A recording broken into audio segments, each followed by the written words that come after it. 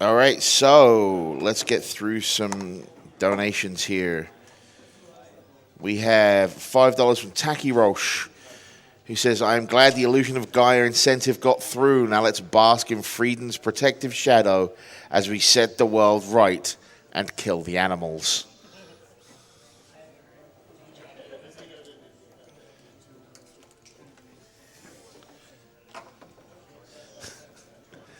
$50 from the engineer that says, help, I'm stuck in a cheese plant. Please send rescue.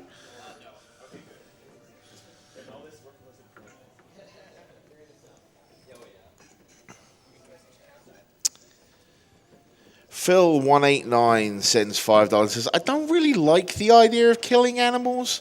However, the first time I played Super Metroid, I didn't actually know they were there. So in the same spirit, here's $5 towards ignoring the animals.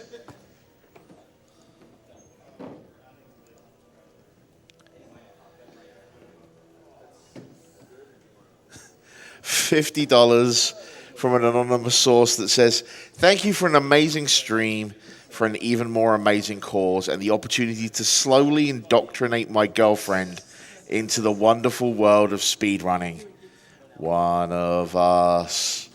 One of us. $10 from Amnesty that says, shout outs to you for reading this. Thank you very much. For the amazing work you are doing to entertain me day after day, you are my favorite of all the others. I appreciate that. BR Beeps sends $10 and says, I'm going to be running on fumes tomorrow at work, but it will be worth it because you are running Illusion of Gaia. Thank you so much for adding it.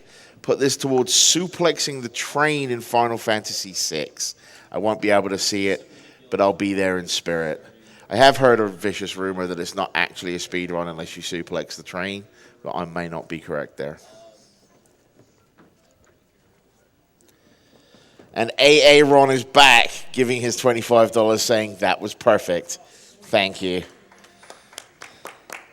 I'm not much for telling people they don't know. It's much more the I'm just very disappointed in you, the very English thing. $50 from Romicron that says, Doom, kill the demon animals.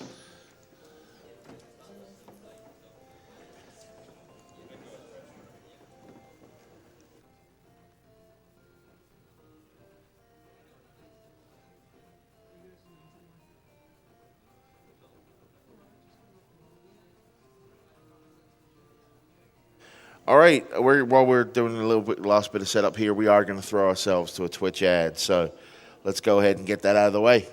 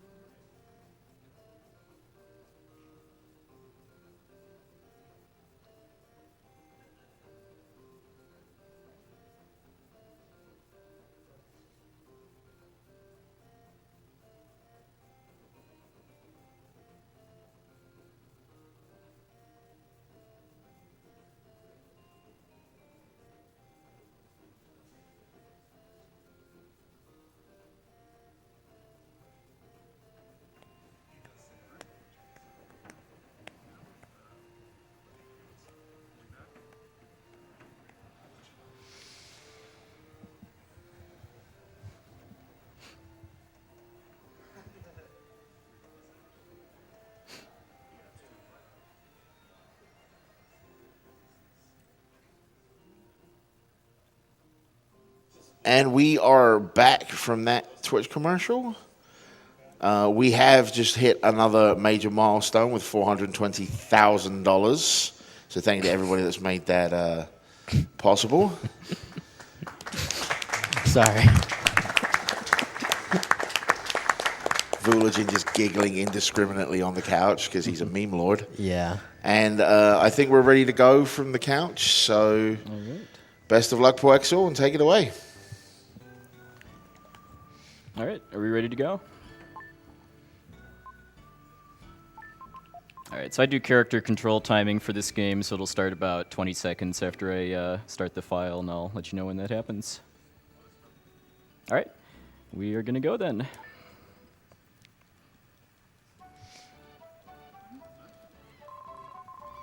All right, so this is Illusion of Gaia, which is an action RPG made by Quintet. Also made ActRaiser earlier in the marathon. This is part of a loosely connected action RPG trilogy, along with Soul Blazer and Terranigma. It's kind of loosely known as the Soul Blazer trilogy. And start.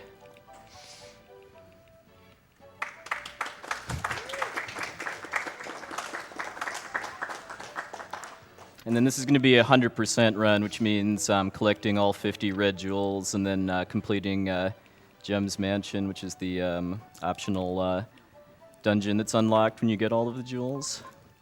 Before I started the run, I actually did some RNG manipulation in order to get that fisherman to appear on my way to the cave here. Otherwise, that would be a really annoying bit of randomness about like a minute into the run. Big shout-outs to a runner in TAS her named Desirect, who kind of cracked how the RNG for that works.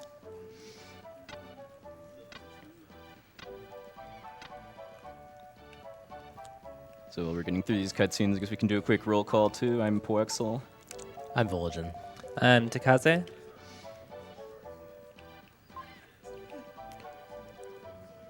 This is a fair bit of just running around South Cape at this point, collecting a couple red jewels and completing, kind of the intro stuff in the game, just the basic story events. So not a whole lot of like action-packed stuff right now, but it's gonna pick up real soon. Yeah, I mean, it's only about 5 minutes generally to get into the first dungeon. One thing that I do love about this game too is that it's one of the only like RPGs where the English version is significantly faster than the Japanese version because of text speed differences. Actually, because you notice how I'm just kind of flying through all these text boxes and these cutscenes here because they're drawing out one at a frame and there isn't any real lag before I can advance to the next box. That's exclusive to the English version. In the Japanese version, the text boxes draw out one character at a time. So it hasn't really been measured too much, but it's easily like a 15 to 20 minute difference between English and Japanese text.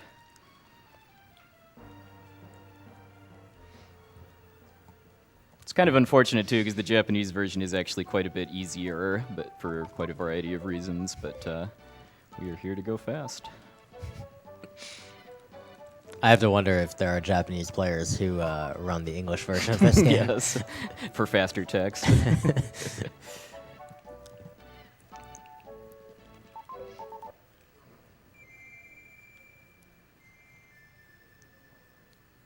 I agree. This game has pretty music. Mm-hmm.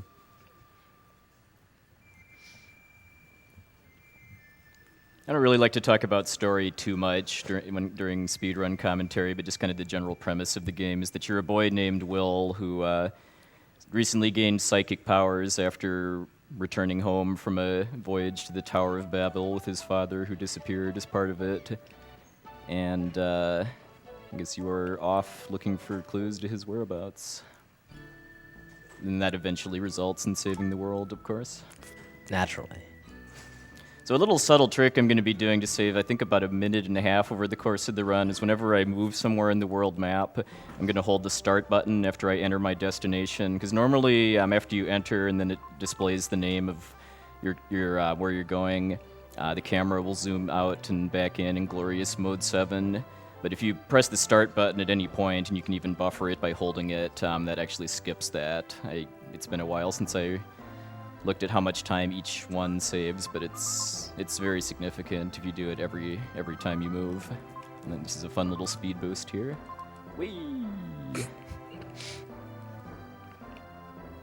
So movement in this game largely consists of dashing around, and kind of a irritating thing for speedrunning this game is that the dash requires you to double tap a direction on the D-pad. There's no other input that will do it. There's not like a button, so Yeah. you're just constantly double tapping directions. That didn't get invented until Terranigma, sadly. The sequel.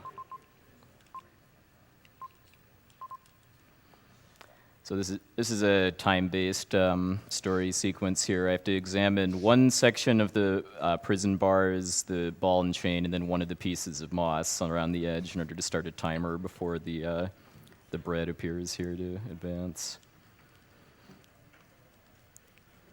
Where else but a speedrun would a description like that make any sense at all? And then we get to do a little fun exploit to save about half a second here too, because after this next bit of text here, we did a little brief tutorial on how to use Will's telekinesis back in the cave in South Cape, where we had to move a statue. Now we get to do it again here to learn that we can use it to collect item drops from enemies, but I forget how long this is exactly. There's no depth physics in the game, so just standing in the corner there makes the crystal that you have to collect just drop on you and saves like half a second over actually doing what you're supposed to with telekinesis. Another thing, if you didn't notice, Will's dad is a flute. Mm-hmm. I feel like it's too early to blow the punchline on certain other identities in this game. We'll get there. All right, so we're coming into Edward's prison, which is the first dungeon. Despite how early in the game this comes, I consider this one of the more challenging dungeons to speedrun. I mean, because when you play this game normally, you're going to be fighting all of these enemies, and every time you kill every enemy in a room, they drop a jewel that permanently raises one of your stats, strength, HP, and defense by 1. But we're skipping all of that. So not only are our stats going to be low, but we also have the challenge of having to just avoid all of these randomly moving enemies that we have kind of tight space to move around. So there's a lot of little techniques that puwexil is doing that we'll be able to explain over time. One little thing that he's about to do coming up. So he has to kill this enemy here, not the skeleton, but this snake thing, to open that barrier. And then while the barrier is opening, while the thing's flying towards it, he can actually open the menu, and that causes it to immediately actually go away, even though the animation is still going. So he uses that opportunity to also equip and use one of the red jewels he's collected, and that causes it to fly away to gem the jeweler, and just saves him from some inventory space, and also, of course, gives him an opportunity to open the menu.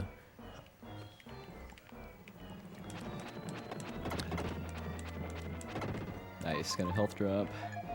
Health drops aren't actually all that common in this game. There's only specific enemies that can drop them, and the drop rate it's under. I don't actually know what it is, but I would guess it's between like 25 and 50%.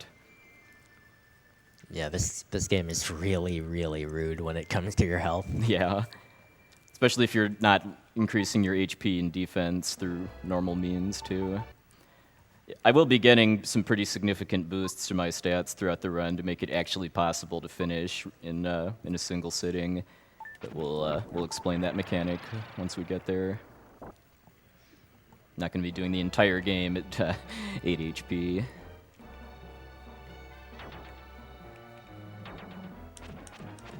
So yeah, here you only need to kill that one enemy to open these blocks.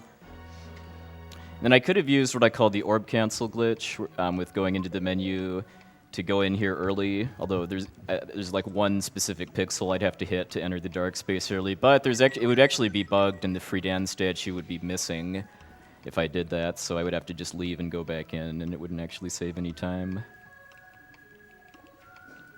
Speaking of which, we now have the coolest character in the game. Mm-hmm. The coolest hair in the game. Exactly. I mean, that's what makes him cool, is the hair.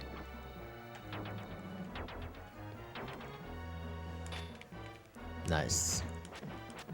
So, what puwexil just did there is, while he was running, he performed, I don't know exactly what you call this trick. Iframe dashing is what I call it. Right.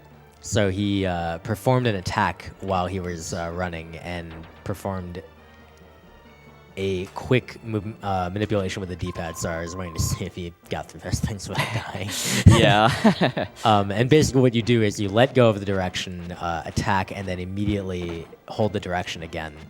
and you're able to attack and use the iframes from the attack animation to pass through an enemy. Yeah, you can technically do it with all 3 playable characters in the game, Will, Friedan, and Shadow, but it's really difficult to do it as Will, because doing the normal inputs for it as Will causes him to do his jump attack because of the D-pad input there, so you'd have to actually cancel that by doing a perpendicular D-pad input first in a super tight window. And to be honest, there really aren't that, unless you can do it at will like a TAS, there aren't really that many points in the run where doing iframe dashing as Will would actually save time. At will. Like, really? That wasn't even planned, but sure, we'll go with that. In honor of my buddy Brosentia.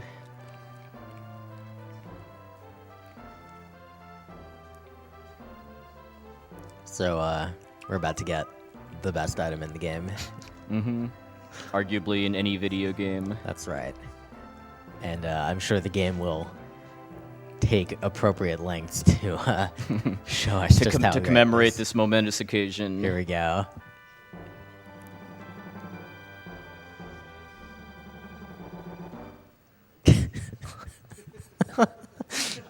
Nom nom nom nom. All right, then. All that's missing is him holding it above his head triumphantly, Zelda style.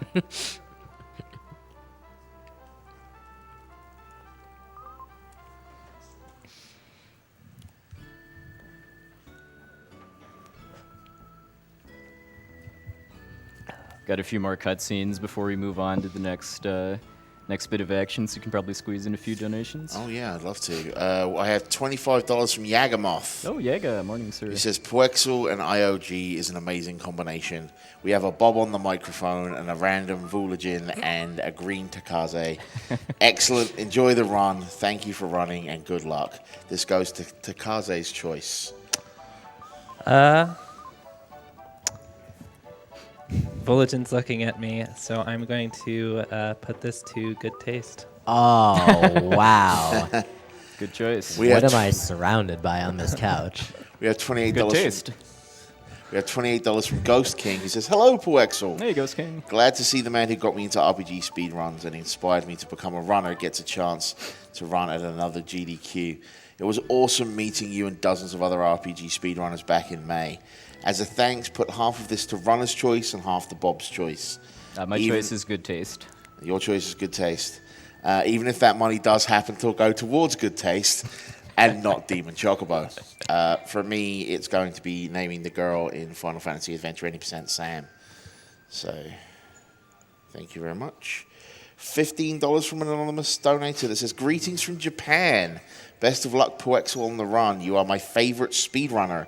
I was going to go to sleep so I could go to work, but it looks like I may be sick tomorrow. Thank you. All right, so coming up here, I'm just going to be doing a really minor, if you could even call it a skip, where I go in and out of this house, and that actually skips me having to wait for Lily and Kara to get to these stairs here, because the game just loads them already here. And now we're about to get our first combat ability here. Which combat abilities you can use is based on which form you have, Will, Friedan, or Shadow. And then Will's first upgrade is called Psycho Dash, which is required in order to get through this town, basically, because it can break walls. But it's also very useful for fighting, too, just because it does... I forget the formula, but it does at this point twice as much damage as I can do with the flute combo, and I can get 2 hits with it too with the right positioning. I guess we didn't really mention the fact that Will is, in fact, fighting with a flute. Mm-hmm. This is a very, very video game. Mm-hmm. And jumped off the edge there to save a little bit of time. Yeah. Yes, it is.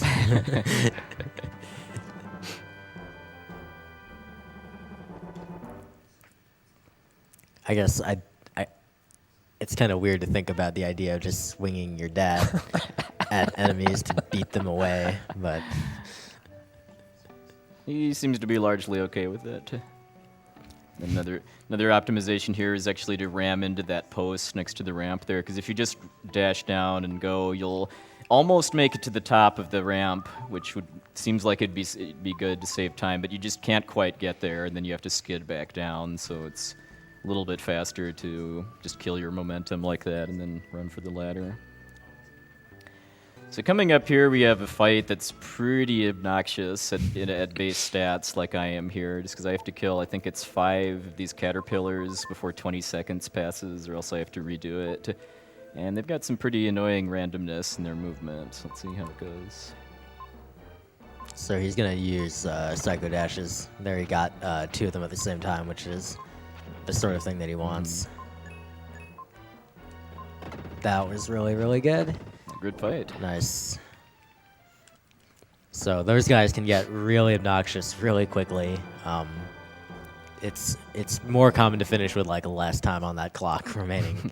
Yeah, at the end they were really, really cooperative as far as clustering together like that. I mean, that's why I made the call to do a second dash instead of using the flute for the cleanup. There was a little bit of manipulation I was doing there too, in that if you line up with one of them in a straight horizontal or vertical plane, they'll usually roll at you, and I really, really wanted to avoid getting them to roll down, because if one of them breaks away from the group and goes to the bottom of the map, then I have to chase after it, and that makes just winning it all before the timer runs out a little iffy.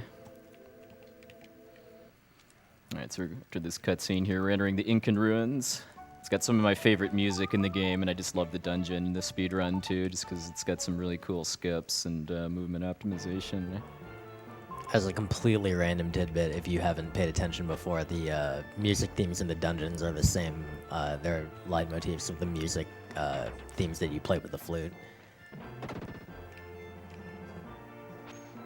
Sadly, we won't get to hear the flute melody for the Incan ruins.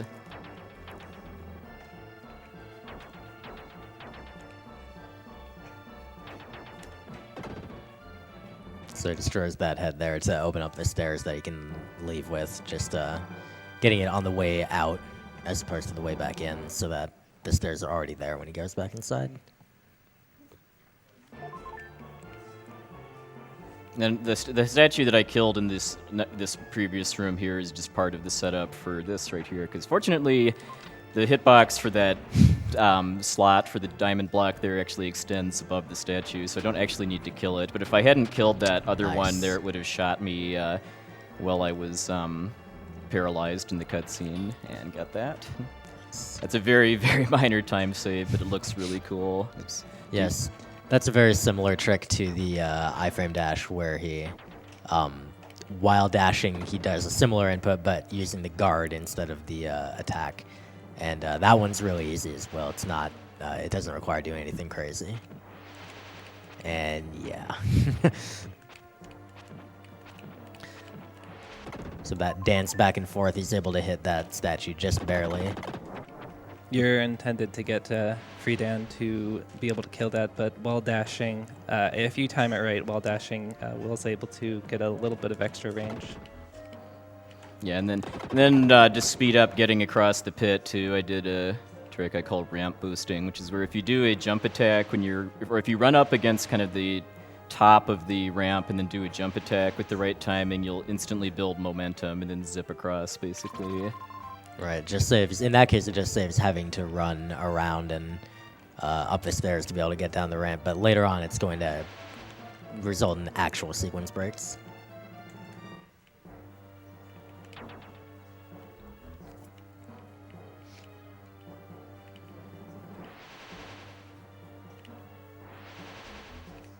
Those guys can be trolls sometimes. I can take it a little bit safer, just how I move to spawn them if my health's running low or something.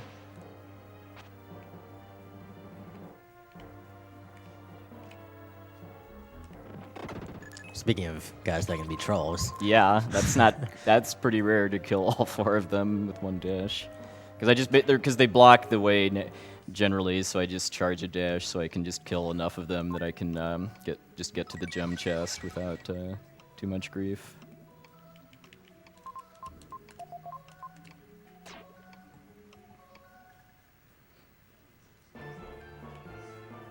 As needed, I'll be taking safety heals by talking to Gaia. I don't actually have to talk to Gaia except for one occasion in the pyramid, which is the one of the final dungeons. Anyway, okay, so the next part of the dungeon we're going to be skipping is getting the Melody of Winds, which you're meant to get and then play in order to highlight which tile opens the switch to the next door. But if you already know where it is, you can just stand on it and skip having to either get or play the melody. Which is nice, too, just because if I had to, I would have to become Will, because Friedan doesn't have the flute. Then I'd have to become Friedan again to fight Kastoth, the first boss that's coming up here. Indeed. I will donate $1,000 if you manage to Get the uncycle quick him. kill, yeah. Yeah. It's probably the hardest trick in the game to do. In my opinion, it is, yeah. My wallet feels quite confident in this bet. I don't think it has much to worry about.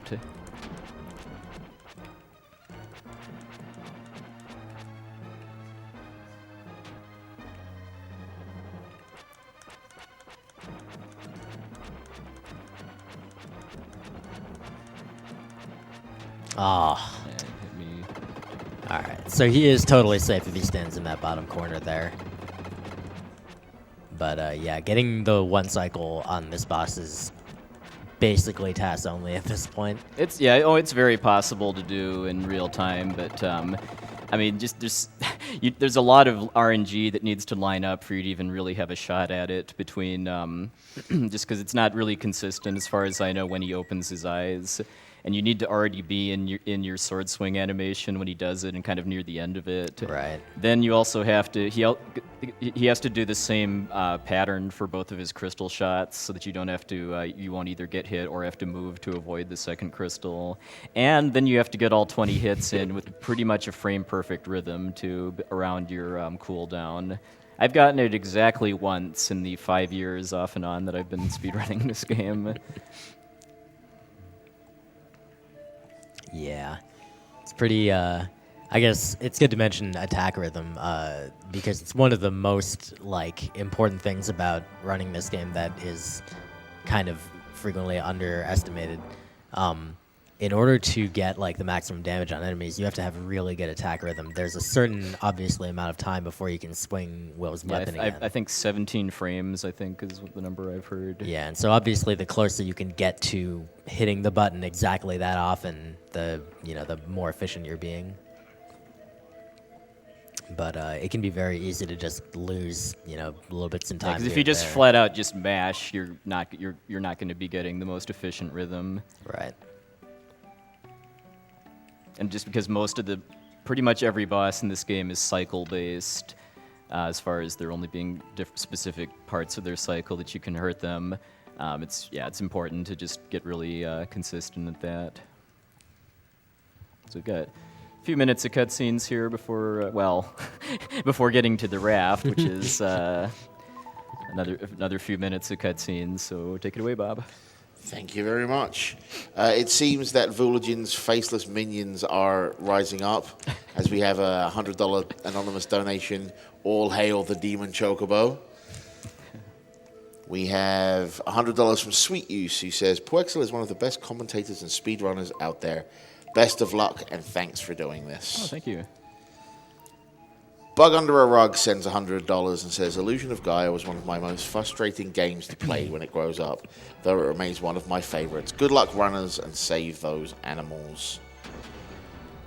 XIII, so I guess it's 13 Lightning, donates $5 and says, hey, puwexil, I woke up to the surprise that Illusion of Gaia had got added. And even better, I woke up just in time to watch it from the beginning. Good luck. Oh, thank you. I have a $10 anonymous donation who says nothing. I mean it. There's nothing here. It's astounding. All jokes aside, guys, I love what you are doing. Here's to the runners, commentators, all of the tech people in desperate need of sleep, and all in this wonderful British accent. Also, let's not forget the animals. There's other things we need to achieve. Here's to the Skyrim Glitch Exhibition. Anyway, for the raft here, I mean, every day has just a trigger I need to hit in order to advance the story. For the first day, I needed to talk to Kara twice and then eat the large, yummy roast leg of yak. For this day, I need to just hit one of the fish and then wait about 30 seconds.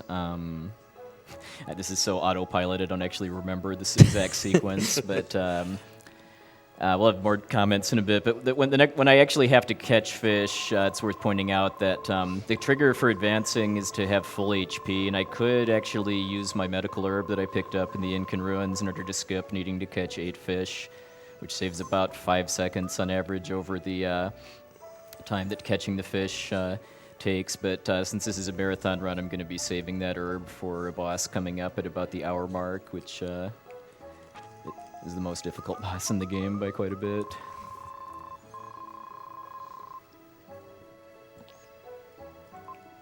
And this would be it here. So while I pray for good fish RNG here, let's have some more donations. All right, I have $60 from Rizu-kun.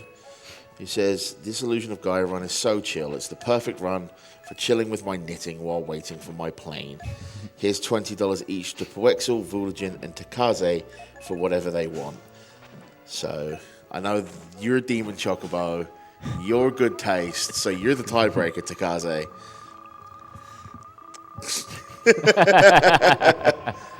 I'll actually go for the Skyrim glitch exhibition. Wow, nice. The cop-out, though. Actually, let me check on that. Because that was very close to being met, so... If that's already met, I'll go for good taste then. Oh, this guy. No, but we are very close to that. That's currently at $12,273 out of $12,500. So we are close to Skyrim Glitch Exhibition. Sharks. Oh my goodness. Yeah, this is another time event too. I can just talk to Kara twice and then do whatever I would like to amuse myself while waiting for the story to advance. The sharks don't come up onto the raft if you hit them with the flute. Yeah. You're going to need a bigger raft. Or a bigger flute. Do I have time for a quick one? Yep. Okay. Static Toast sends $20. Oh, hold on a second. One here, there. Will. Suddenly Will fell over unconscious. That's one of my favorite text boxes in the game. Will is quite the overpowered narrator. So Static gives us $20 and says, I love Illusion of Gaia. It's one of my favorite games of all time.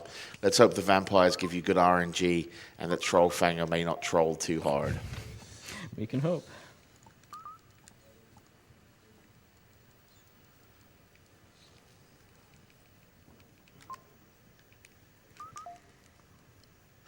A lot of the red jewels that I have to get as part of the 100% category are actually permanently missable to everyone up until now, just because I can no longer go back to the South Cape or the other areas nearby. And then that one that I got, I stole out of that guy's yard.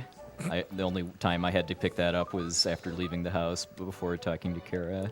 Some of these are really rude too, like the one on the Incan boat that you can only get after sleeping. It's after sleeping, but before yeah. triggering the shipwreck. It's so stupid is a good word. Yeah, fortunately, the English version of the game did have a strategy guide in the manual that had all the jewel locations. So that's the sole reason I was able to 100% this game as a kid.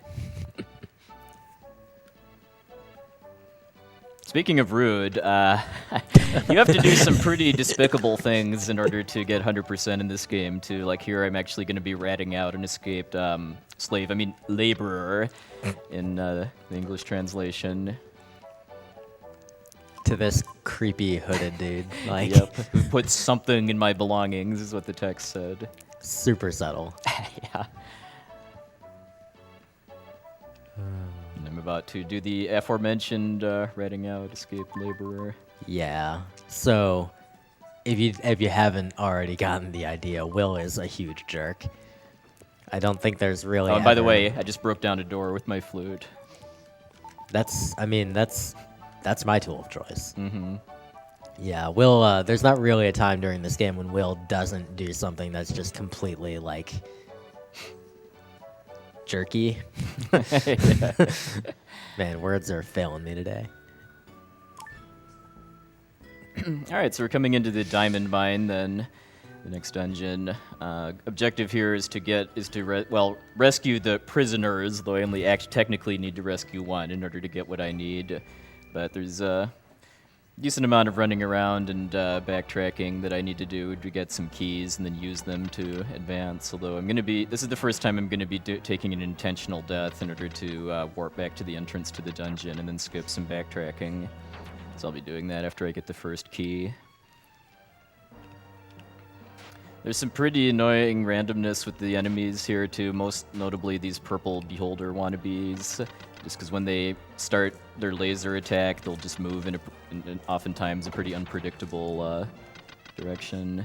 If they decide to turn to stone, which they can just do, they'll just be in your way.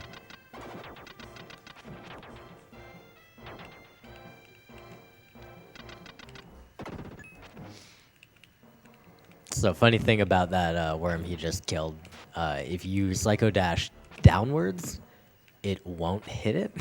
Yeah, there's some pretty funky hitboxes in this game.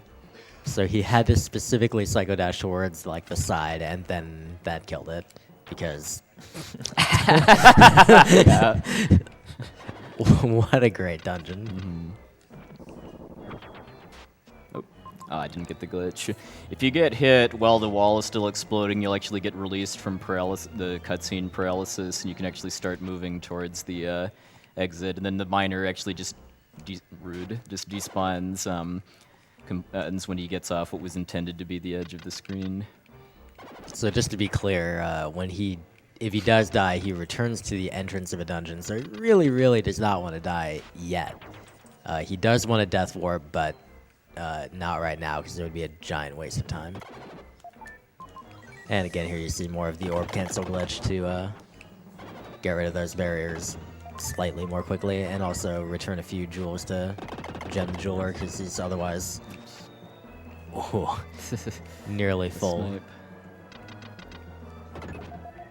Snipe. Wow. Health drops always appreciated, but yeah, in this case, it's more likely just going to slow down the death warp than actually make the next room safer. But yeah. Thanks anyway. So here we get our first combat ability for Friedan the Knight. I really love the name of this attack too. Also the fact that you can use it before the game tells you how to, like that. Dark Friar. So as you just saw there, the Dark Friar is a ranged attack that Friedan can use if you hold the attack button to charge up for a few seconds. It does the same amount of damage as I believe the Psycho Dash does, and you can also get 2 hits with it, just because the fireball starts out moving kind of slowly and then gains speed. So with certain enemies, you can knock them back so that they take a second hit from it. I do have to wonder sometimes what the translators back in the early 90s were thinking sometimes. Stuff like Dark Friar. Yes. My theory is that it would probably better be spelled Fryer, but Right. it's just such a more delicious name for an attack when it's spelled Frieer. Alright, so here's the first elevator key that I need in order to get to the next layer. I already passed the elevator in the second room of the mine, so this is where I'm going to take an intentional death in order to get back there faster. Another benefit of death warping is that my health gets refilled as part of it too, so I was able to just play more aggressively getting down to the first key, since I didn't have to worry about conserving health to dodge enemies on the way back out.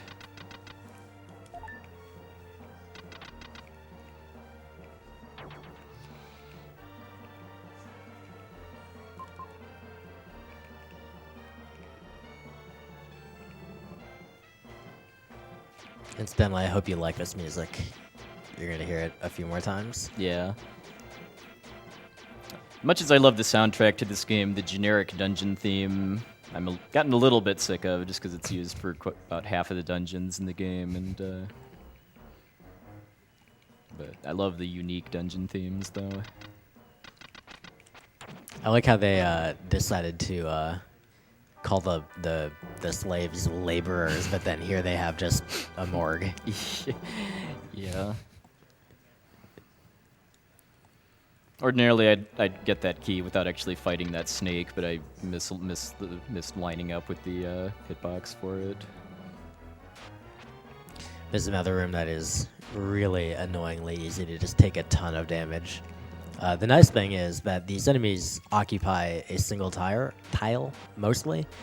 Some of them, their hitbox is big enough that if you try to run above them, you'll get hit. But the little purple dudes, for example, only take one tile, so you can run around the top or the bottom.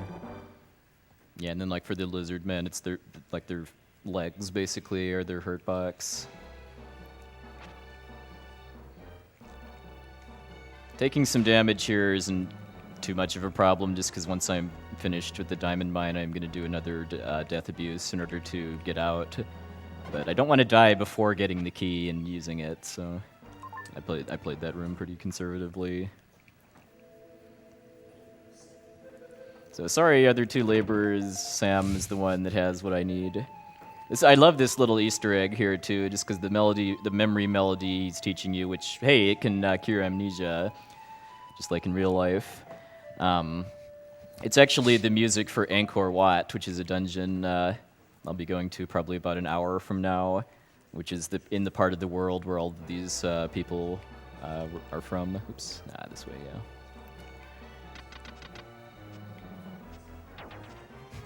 Can I pop in with a quick donation? Yeah, please do. We've got a couple minutes of cutscenes. All right, I actually, just before received an moving on. anonymous $500 donation. Wow, dang. Hey guys, great job with an amazing event. Keep up the good work and good luck to all the runners. Save those frames and rip the animals a new one. We have, let's see here, $25 from Par. Went to bed thinking today was going to be a tight schedule. Woke up to find a surprise puwexil 100% Illusion of Gaia run. This week just keeps getting better and more awesome. One of my favorite SNES games run by a great guy with cameos by Voolagin and Bob and even Yagamoth in the donations. So I will match his $25. Shout outs to the Law Runner. $20 from Starbugs. He says, greetings from Germany. I'm a first-time viewer and donator. Happy to watch a game my mum didn't want me to buy because it looked too violent on the box. Thanks for making this week more enjoyable at work, and let's kill the animals. Welcome to SGDQ, since this is your first time viewing. This must have been the back of the box, because as I recall, the front is just the logo for the game and not much else. Well, in fairness, I mean, maybe she did some research and figured out that you do swing your father at enemies to beat them to death and abandon slaves to slavery in a diamond mine. Speaking of which, I have a $20 donation from Griffin18 that says, since some people in chat apparently haven't heard of Illusion of Gaia, here's a very quick plot synopsis. Your dad is a flute, your friend gets eaten by a whale, then they become a whale, a very sad thing happens to a pig, and you save the world by turning into a slime man. In short, this game rules. All Accurate. true statements.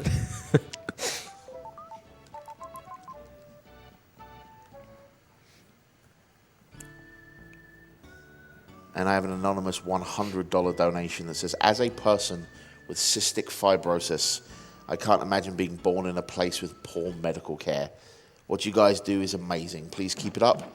Save the people, kill the animals.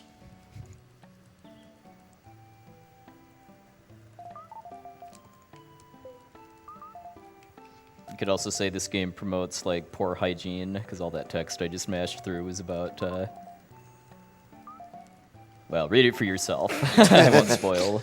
On the bright side, they do promote, general health through scurvy prevention. Oh, yes. Yeah. We did get a tutorial on how to prevent scurvy. $5 from Action Man says, mind blown. I spent so much time trying to get that blasted red jewel on the docks at the start. We all did. And seeing it done so easily now. Shout outs to childhood nostalgia and SGDQ and all of its runners. And an anonymous $5 donation says, hey puwexil, it's Eric Dark Knight here from Germany. I'm so happy you're running my most favorite game of all time. Unleash the Dark Friar, and don't forget to eat some pork. Thank you. You didn't even go for it. Wow. Yeah, you can squeeze between Kara and Lance to get to deal there, but it's pixel perfect, and if you miss, you're gonna miss pretty hard, basically, if you bonk into one of them.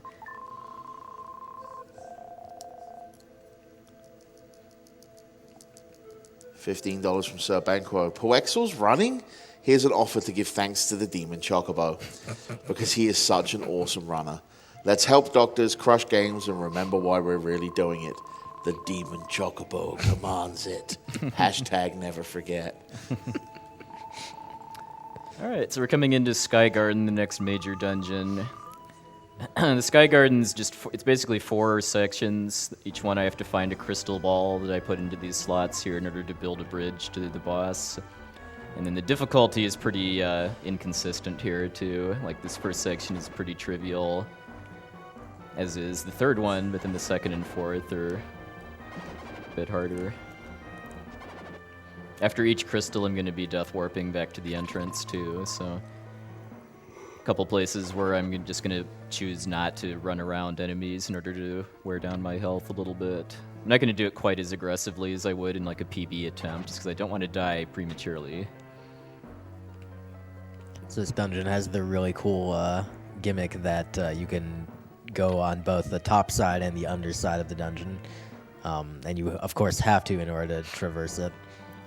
So every time you see him just kind of jump off the edge and then, you know, he's landing on the other side. Which is actually, like, it's weird.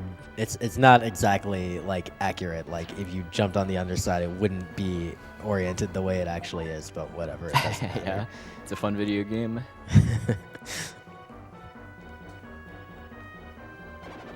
Alright, so this section's a little more difficult. Just there's a couple enemies that I have to kill in order to open passageways, and then and then there's the more difficult fights that I have to do in the Sky Garden involve like having to kill a specific enemy while not getting murdered by others that are nearby.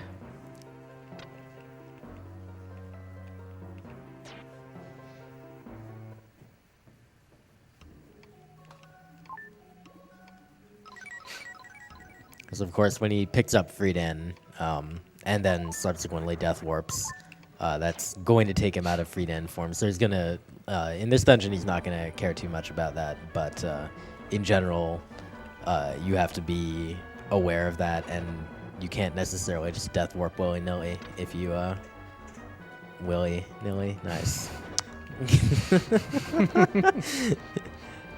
Sorry, it's too early in the morning. Pretty fun quick kill there. And alright, I'm just gonna fight these guys to be safe. Because if they just cluster together in the corner like that, then if I don't get a good iframe dash through them, I'm probably gonna lose half my health in one shot, basically, and make this next fight pretty dangerous.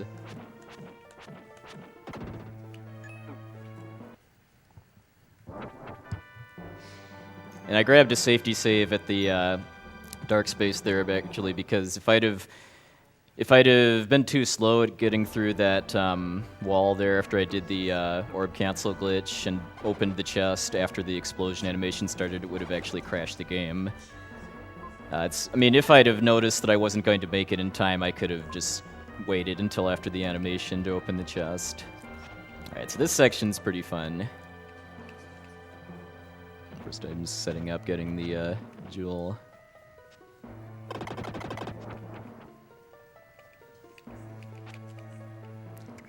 So the ramp is only 1 tile high. You can jump over it with jump attack like that. Yeah, because the way this section of the Sky Garden is intended to be done is that you, it's kind of a puzzle section where you have to, through killing enemies on both the top and bottom side, you build a path across the whole bottom row there so that you can run and build enough momentum to just run up that ramp. But yeah, we're just skipping that all by using jump attack. And then right here too is for doing this death warp after getting the jewel. That's one of the reasons why I picked up that, why I dumpster dived for that single HP jewel in Phrygia, just because that gave me an extra HP in case that happened, basically, where I didn't make it in time, and I missed the... okay, fine. All right. All right. Just trying to do a ramp boost to get up there. So yeah, this section is fairly dangerous. There are a lot of enemies around, and he does need to make it through a fair bit of stuff. So he just ran up and left there to spawn an enemy a little later on, so that when he comes over here... Yeah, it's this fire snake right here. Yeah. Yeah, I would have died if I'd have hit the caterpillar there. So I'm very much going to be grabbing a safety heal here.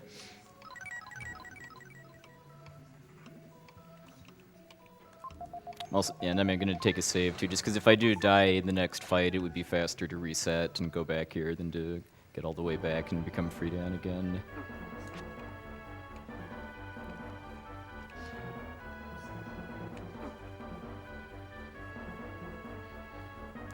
In order to actually, I'm not going to talk during this fight. Yeah, there's enough enemies around here to Come on. make his life miserable, and he needs to move this statue onto this switch without getting killed, which he has done.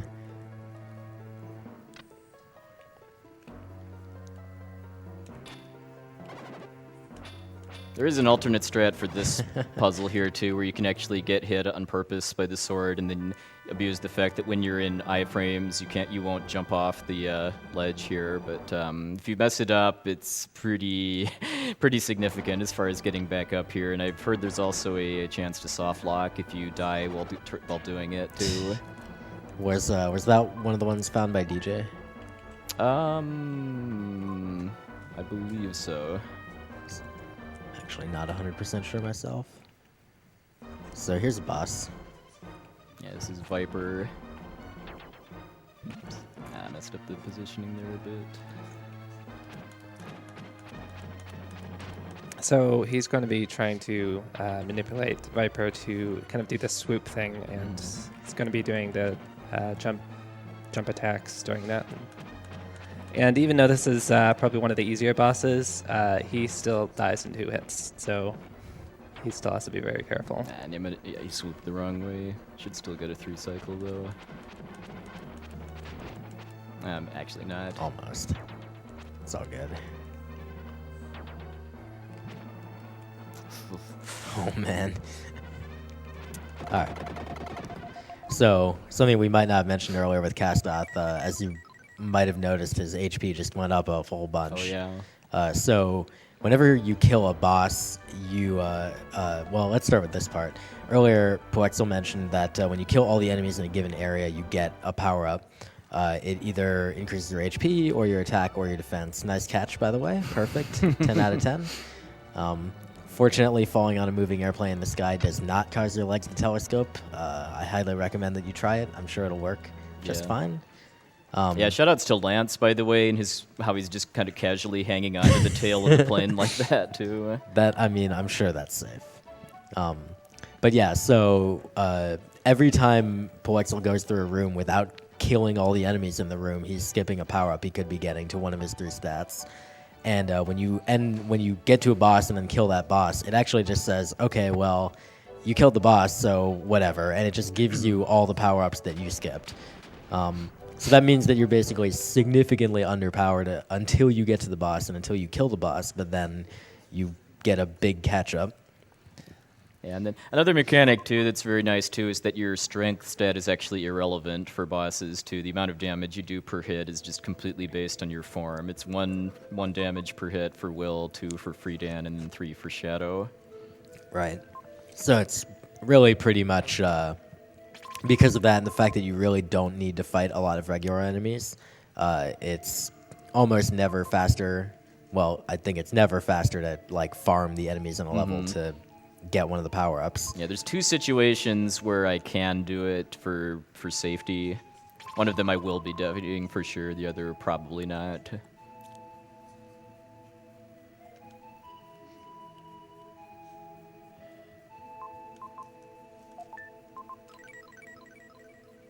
probably a good time for donations. Yeah, Huh? basically, I'm just going to be going through this palace, getting 3 red jewels, and then purifying the poisoned well at the bottom in order to, I guess, turn the people here from monsters into people or something. Which I only do because one of them casually stole the key to move from the vampires and says, "Here, you take care of it."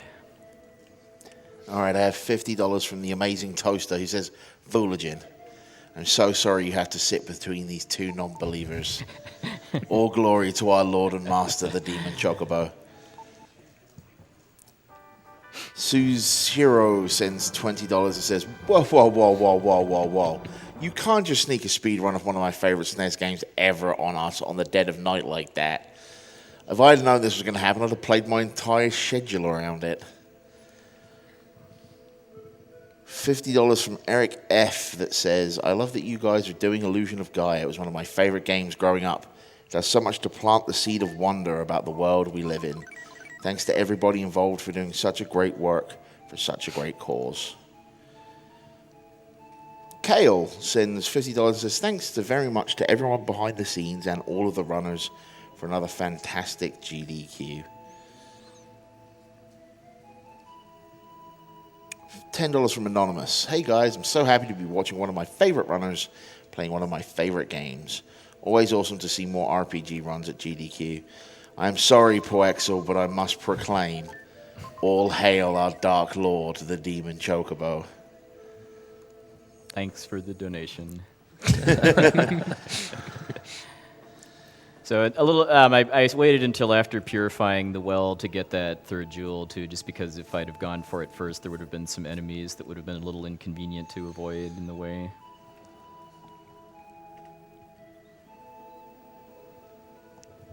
It's also probably good to mention just about inventory management. Earlier we mentioned that he sometimes consumes the red jewels to send them to Gem when he's doing, orb cancel glitch, or really just periodically in general. And as you might have seen during that inventory trip, or right there just now, his inventory is really full. I mean, literally full. So he really needs to make sure that he's got space for the stuff that he's going to pick up.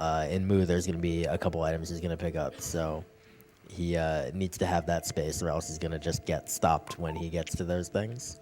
Yeah, and then the route for using the jewels is a little bit different for my marathon safe route than the one I'd use for a PB attempt too, but just because of holding more medical herbs, meaning I have less other space to use.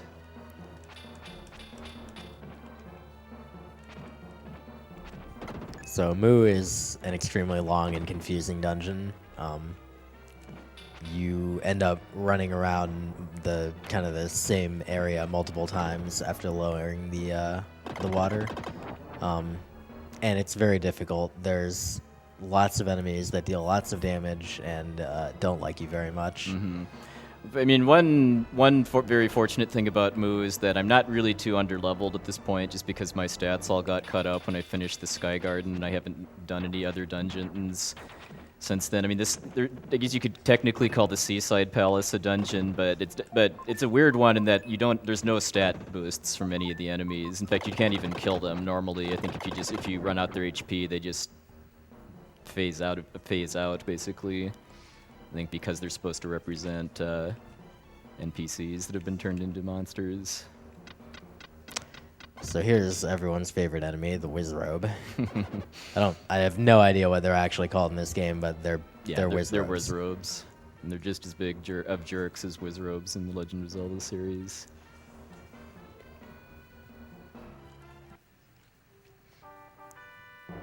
It may look like I'm just picking this statue up out of just a random spot on the floor, but this is a little puzzle where there's 2 statues that are currently both off screen and where their eyes line of sight intersect is where the statue is. And my friend Lily here is now giving me a tutorial on how to find the statue that I just got.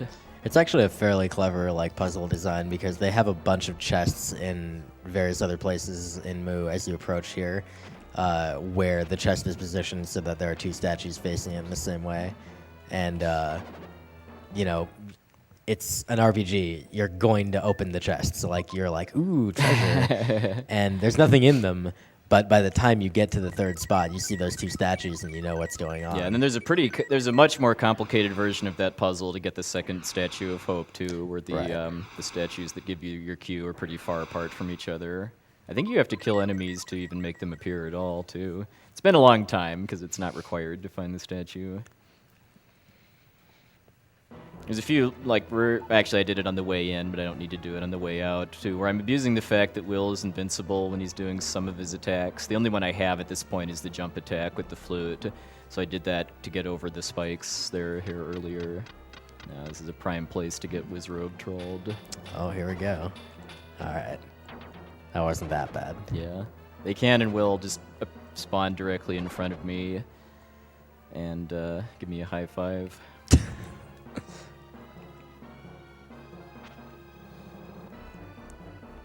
So there's a skip coming up here too, where you're supposed to have Fridan, and I'm just going to kill this guy for marathon safety. You're supposed to use Fridan to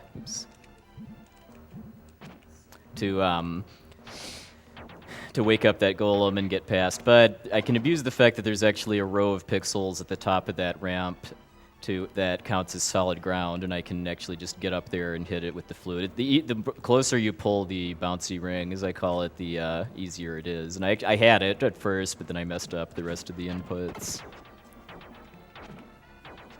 Oh, man. This guy. All right.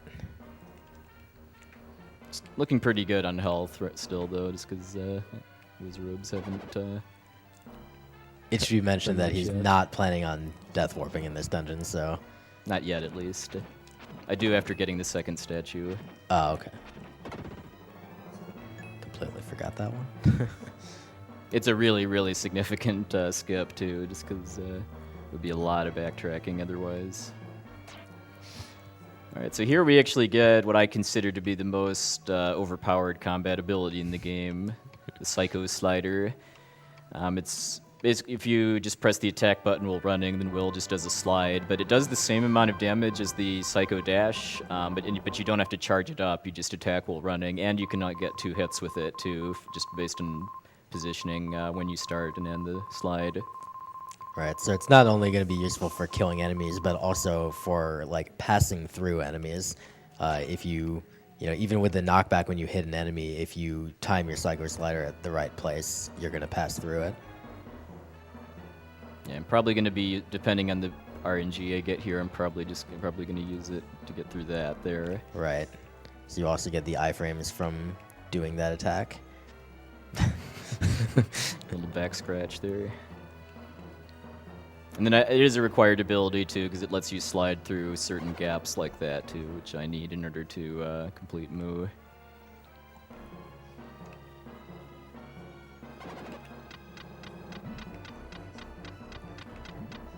I don't think I ever explained this, too. This is what I call guard dashing, which is basically what it sounds like. I'm doing the same inputs as I would for iframe dashing, only with the L or R button instead of the attack button, and then that lets me move while guarding.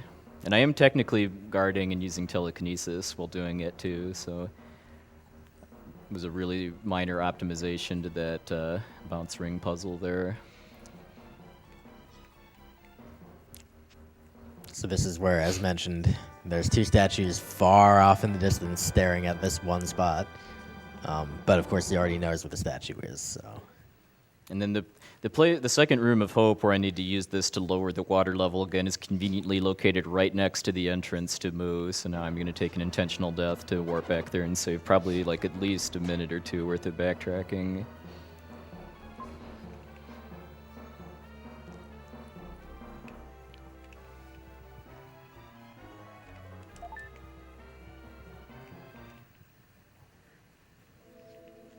Going all the way back is actually only happens if I die with under 100 dark gems, too. Those are the little silver orbs that regular enemies usually drop when you kill them.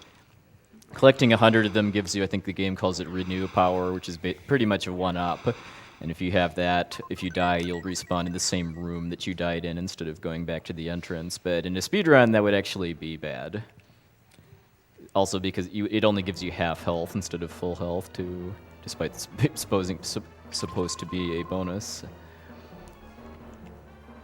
Oh, this pattern. Huh. What a jerk. It's a pretty rare pattern for him to guard that hallway like that.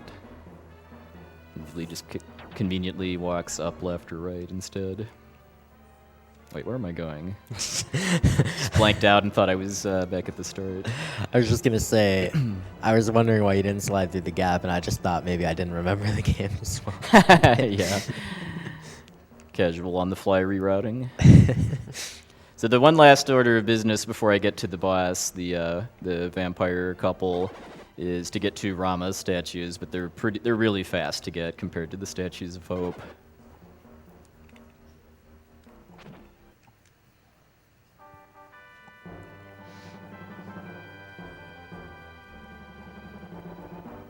Really? Go Go ahead. ahead. For the second statue, I'm going to be showing off an interesting glitch too. I'll explain it after I do it.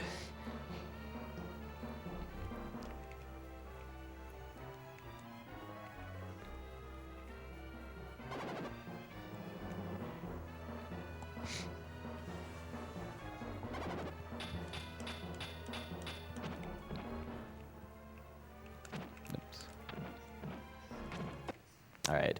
So by opening the chest with either in the middle of a jump attack or a slide, if I do this with a chest that has a key item, it has the nice little effect of making me completely invincible. Although if I either do an attack that causes it again, or leave the screen that I did it on, then I'm invincible again, if that's a word. So it's not quite as useful as it sounds, but like there, just because the time to set it up is pretty trivial, I did it just to remove the risk of getting hit by the enemies on my way out. So I'm grabbing a safety save here just because if you die, you don't generally lose progress in the game, but you don't get back any medical herbs that you used. And then this next boss coming up here is the most difficult in the game, and I've been saving my 3 herbs specifically for this fight. Yeah, so recall that we mentioned that this game is really rude when it comes to your health. There are a very small finite number of medical herbs or medicinal herbs in the game. It's like single digits, isn't it? It's more like maybe 15, 16, Okay. something like that. I think there's more than you can actually hold at once, including the stuff like Lola's Melody that you have to hold. Nice. And those don't even restore all your health either, so yeah. Actually, they restore less health in the US version than they do in the Yeah, Japanese. it's 8 HP instead of all of it. Yeah, so he's gonna need to have those as a safety buffer on this boss, which Let's have is some serious time here. yep, hardest boss in the game. You can explain what I'm doing as I do it, though. Sure. So basically, what he's trying to do here is perform attacks in a set rhythm so that he is always passing through the hurt boxes of those vampire attacks as they're going.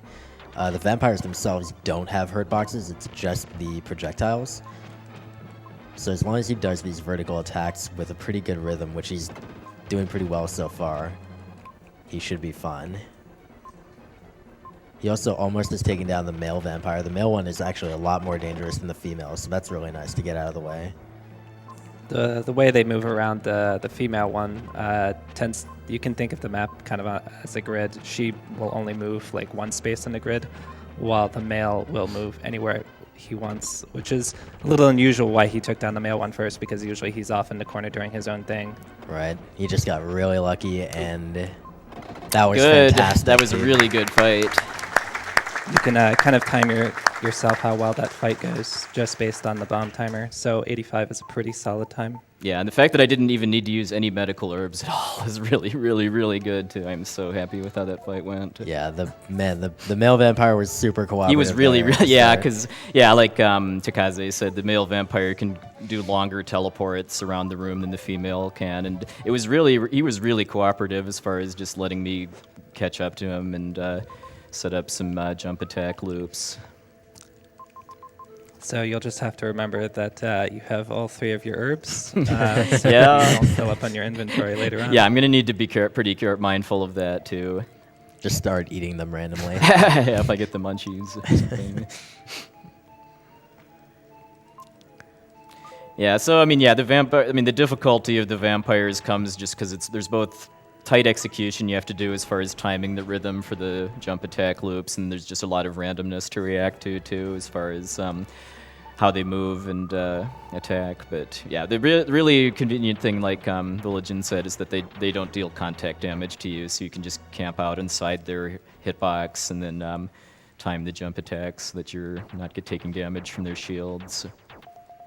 And you really, really, really don't want to get hit by their combo attack, too, because without the stat ups from Moo, it does, I think, like roughly half of your max HP in one hit. But fortunately, it's pretty easy to avoid if you know it's coming. All right, so we got a bit more cutscenes before getting to Angel Village, so let's have some donations. Oh, yeah. Let's take a look here. We have $5 from Jim Jam, who says, I love seeing puwexil running this game. Perfect way to start my work day. Hopefully my boss isn't watching the stream as well. Money goes to Runner's Choice. $7 from an anonymous donator that says, I could never beat Illusion of Gaia as a child. Those vampires always wrecked me. Here's some money to pay them back from preventing me from getting farther in an otherwise gorgeous game. Public service announcement. If you play this game normally, please, please, please get free Dan before you fight the vampires. The reason we don't in the speedrun is because you'd have to do about a 2.5-minute detour to go to the other dark space in Moo. Because unfortunately, the one in, that you get the Psycho Slider from doesn't also have a free Dan statue, but the other one that I never actually went to does. And yeah, getting free Dan halves the number of hits you need to kill each vampire and also gives you a ranged attack. And it's still a hard fight, even with that. All right, so this is the first time I can talk to Jem the Jeweler without having to go out of my way in any real manner. So I just cashed in all of the jewels I was holding there, and that gave me +1 to all of my stats, along with a minor upgrade to my Psycho Dash, which I'm going to be making use of exactly once in this dungeon. Oops.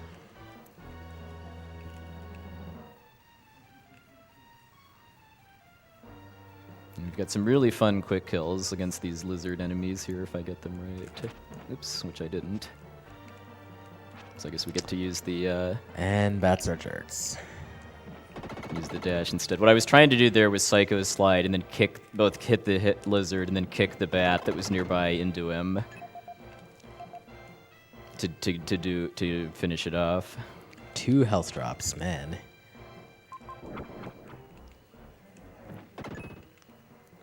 You should consider buying lottery tickets. Didn't get any from those, though.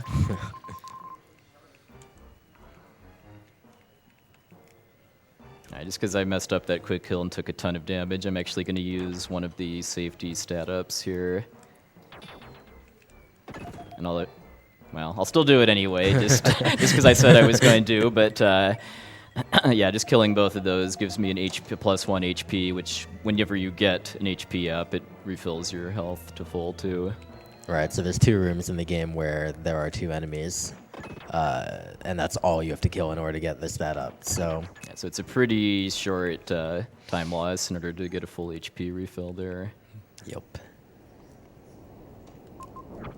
Some kind of clever puzzles here too, because like for the first one, the secret door was where the flames were bent towards, and then for that one, it was based on an audio cue for when the sound of the waterfall was loudest. And then here we've got some memory puzzles. Where I have to identify the object that's different. Fortunately, there's no randomness at all. It's the same solution every time, and the detection for selecting it is pretty generous. Like these first 2 rooms, it's the jars. This next one's a little need to not space out too much though, because the difference is what's in the chest. It's an herb in the first room and a red jewel in the second. But after I solve the puzzle, if I actually leave the room without getting the jewel, I can't go back in. Fortunately, I've never lost a run to doing that. But just like one of the 25 or so red jewels that are missable, and then you can't go back to get them. That's the last one for quite a while, actually, until the Tower of Babel. What a troll game. Yeah. And for the last puzzle, if you didn't catch that, the difference was in the first room there was no wind. In the second room, you can see Will's hair moving around. So you just mash the kind of input, then you're already selected on yourself. Let's see if I can get the world's most awkward hug here. Yeah, being at the edge of the portrait when I kiss it.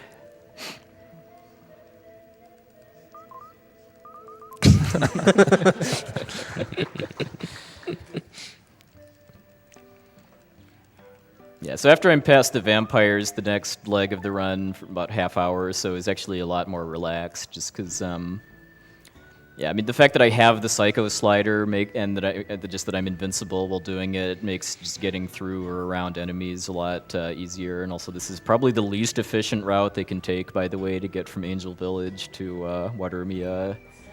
But I guess they're just enjoying the scenery. I love this perpendicular turn, and then this 180 degree, like, all right. Yep. I mean, that's how I get from place to place. Yeah. Can put in some more donations here. Basically, just the next thing I have to do is, yeah, just go find Lance and his father, and then watch some really, really awkward teen romance, and then do a kind of a really trolly event trigger where I have to read a letter that Lance snuck into my inventory, and the game didn't give me any kind of clue whatsoever that he did. All right. The invincible Flown Loller is back, making good on his promise from earlier with $25, saying, as promised, I have done anything again during puwexil's run. Great job on the vampires and all of Mu. That is the hardest level for me, but you made it look super easy. Looking forward to seeing the rest of your run. My donation goes to Runner's Choice, which, as we have learned by now, is Demon Chocobo. I mean, good taste. That's better. I tried, man. I tried. I have $5 from Coding Genesis, who says, hi there, boys and girls. My second time watching and second time donating. I've always admired what Doctors Without Borders are doing since I learned about them back when I was a child. Seeing them getting these huge amounts of donations by video games, which are my biggest hobby and passion, honestly astounds me. Everybody at GDQ, give yourselves a big round of applause, since what you are doing is so wonderful.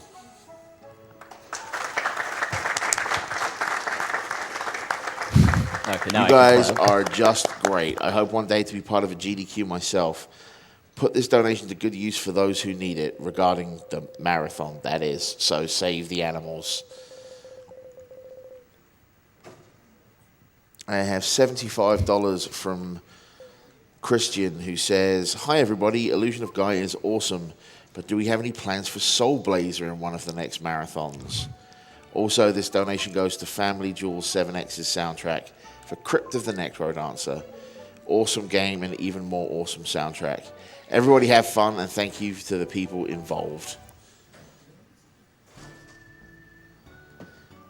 Arced gives us $50 and says, Hamlet is still one of the most tragic moments in video games. Spoilers. If he has to die, then the other animals should live. All right, so we got the Great Wall here. Kind of a lengthy dungeon, although I'm going to be doing some sequence breaking and doing some stuff kind of out of the intended order. And then it's a kind of a long series of events, and then the ultimate payoff is that I can skip the final section. So I'll just kind of explain each part as I'm doing it. And then for a lot of these archers, I'm going to be trying. I didn't get it there. Trying to okay, I got that one. Trying to start my slide when I'm close enough that I only get one hit in, so then I can just keep running afterwards instead of having to kick again or run around them. Right, and that requires actually a fairly precise timing with the Psycho slider relative to the enemy position. And so,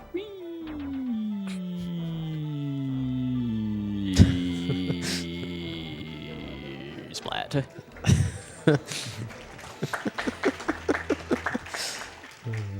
For this next archer here, I'm intentionally getting 2 hits just to make getting back between them a lot more easy.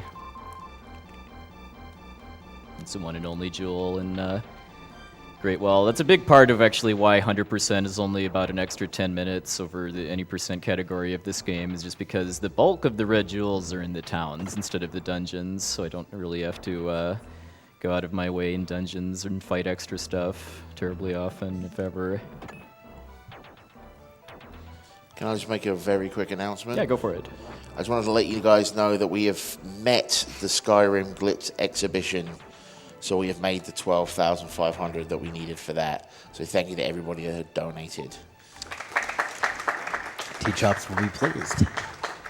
All right, so coming up here is the first sequence break I'm going to be doing in the Great Wall. I do that by sliding into that ramp here, because in order to get into this particular section here, you're supposed to have the spin dash, which is Will's next combat ability. But by doing that slide there to kill my momentum, I can gain access to this part without spin dash. And the whole reason why I'm coming in here is to get Friedan, who I need for one specific use later on. Speaking of Friedan, I have a $15 donation. Says, I never actually knew you could use Friedan while fighting the vampires. Oh, no. I'm sorry to hear that. I'm so sorry. Yeah, I'm so Here's sorry. $15 from that tip. Also, save the animals. Thank you, Atarian. Should've just killed that one. Forgot he'd still be there.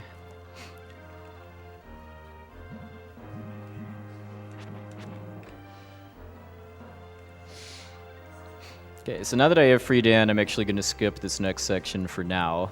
Now meaning like 20 seconds or even that. Because the only use that I need Friedan for in the Great Wall is just to shoot this guy, because he opens that barrier in front of the stairs going down there. So now that that's done, now I'm going to go back and do this section, which is where I get the spin dash. That is a much less satisfying fall. Yeah. So because I've already done what I need with Friedan, and then I'm in Friedan form, that I turn back into Will form when I learn Spin Dash. So that's going to let me do the next section as Will instead of Friedan, which makes doing another skip that I'm going to be doing in that part easier, then lets me skip the entire area afterwards.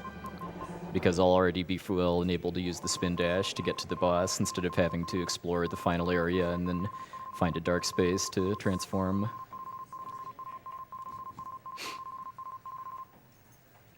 What a great description. Use the attack and LR buttons for power. Yeah. Nailed it.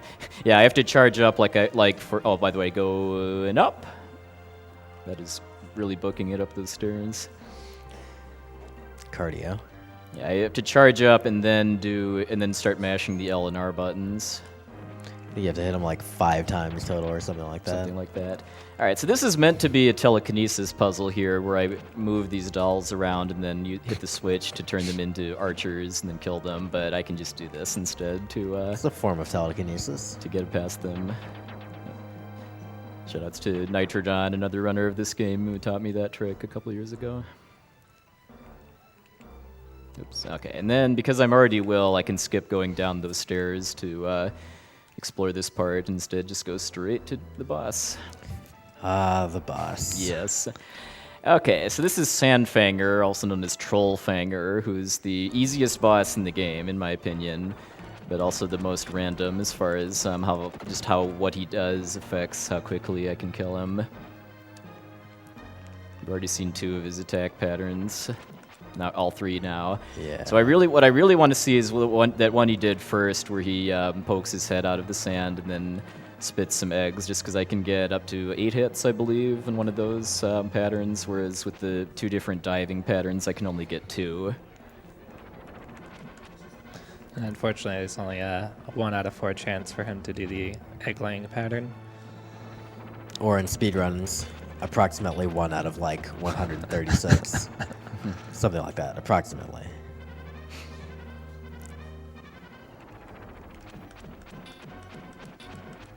And when he does the eggs, I mean, he's got several different kinds of eggs, so I'm trying to position myself so that, wow. What is that? Okay. Wow. Yeah, thank you. I can tell just by the colors of the eggs, then just the pattern that he spits them out and what they're going to do after they hatch. And the only real way that I could die to that boss is if I lose control of the baby fangers that he creates, because they start popping out and shooting shots at me while I'm trying to deal with the actual boss. So that was overall a really good fight as far as the RNG I got. It's kind of just I love so much about this game as a speed run, but not really so much that boss, just because of how late in the run it comes and how it's just totally up to luck as far as how fast you can win. I appreciate Lance asking Will to take care of Lily, so Will just leaves. Yep. Good job. Quintet games are pretty infamous for you just abandoning your loved ones like that. So, well, we've got some more awkward young romance here. Can squeeze in another comment or two. Well, actually, what I would like to do is encourage those guys that are donating to take a look at some of the other donation incentives we have available. I know you are all very, very passionate about Save and Kill the Animals. However, we have a bunch of other stuff that is unmet at this point. Good taste. That's much later, puwexil. Sorry, did I say that out loud? Only slightly. So coming up, the next unmet incentive we have is during Trials Fusion. The Invisible Bike is sitting at $1,033 out of $7,500. So that could use some love. And then for Elder Scrolls V Skyrim, there is the bonus run of 2 Worlds that is currently sitting at $2,792 out of 5,000. So please, as much as we love the fact that you guys like to save and kill the animals, there is a lot of really cool stuff sitting around uncompleted. So please put your donations in towards those. Oh, and thanks to everybody that crushed the incentive for this run to actually get 100% and complete Gem's Mansion, fight Saladarm too, which we'll be doing pretty late in the game. Speaking of bonus content, how are we doing on The Witness? On The Witness, let's take a look here. With The Witness, we are sitting at... Don't do this at home, by the way, folks.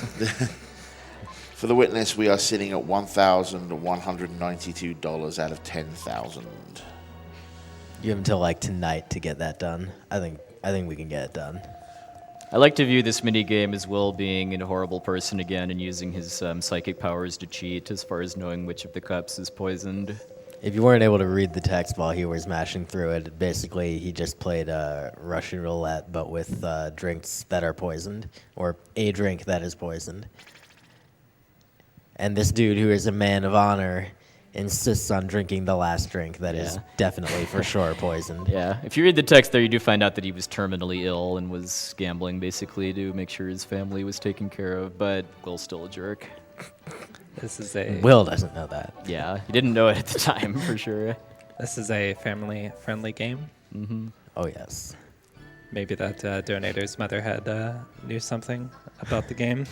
Yeah, yes. So there was one more jewel that I could have gotten there and haven't yet. That's in the big casino area. That's because there's actually, this is another kind of trolley move by the developers, where the one and only time you actually have to backtrack to a previous area to find a jewel is coming up, where you have to go back to Watermia and talk to Lance to get a jewel. And then because when I do that, I'll have over 30, which gives me a upgrade for Friedan's Dark Friar, that and Gem, the jeweler, is in that room. I'm just going to go pick it up then and then immediately cash it in. Should do a quick inventory check, though, just to make sure, given that I've got all those herbs.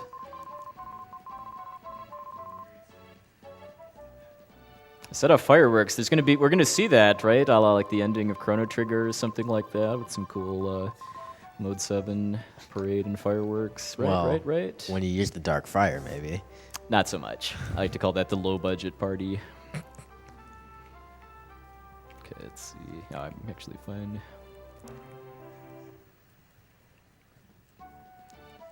Out of all the jewels in the game, this is the only one that I find kind of tedious to get, and it's not really that bad. I need to get 3 of these apples and give them to a maid in the Rollick mansion here.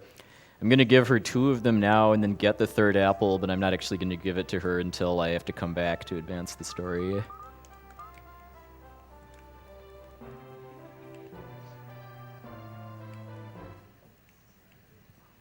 case you needed a reminder of how arbitrary some of these red jewels are to acquire. And then what I'm trying to do too, just to speed up getting to the apple merchant, is just run down that ramp and then bonk into one of the other stalls or pillars nearby to kill my momentum, to save like a second or 2 over just going straight and then back up.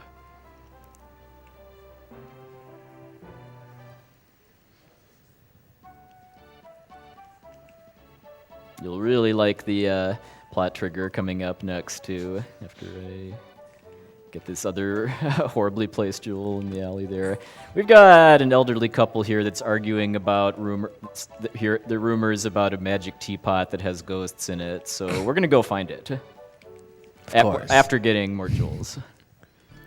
This seems like a great expenditure of our time. Yes.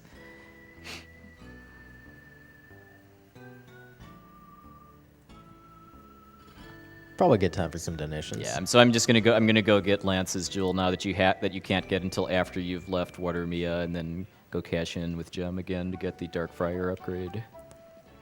All right, then Terratus sends $50, says, Dearest puwexil, I just wanted to wish you best of luck with your run. Run, run, the Lord and Savior Demon Chocobo cometh, run for your life! I actually should have used one. So I can get Gem. Omega Goo donates $50 and says, spoiler-free ending for the Illusion of Gaia. The world we live on is the world we live on. Also, Will can breathe in space. All right, 32 is exactly where I need to be at. $10 from Doc Jazz. Hey, Brasentia. What? What do you call a group of physicians that lose all confidence in their craft and have to be institutionalized as a result? He doesn't know. What? Doctors with doubts and mental disorders.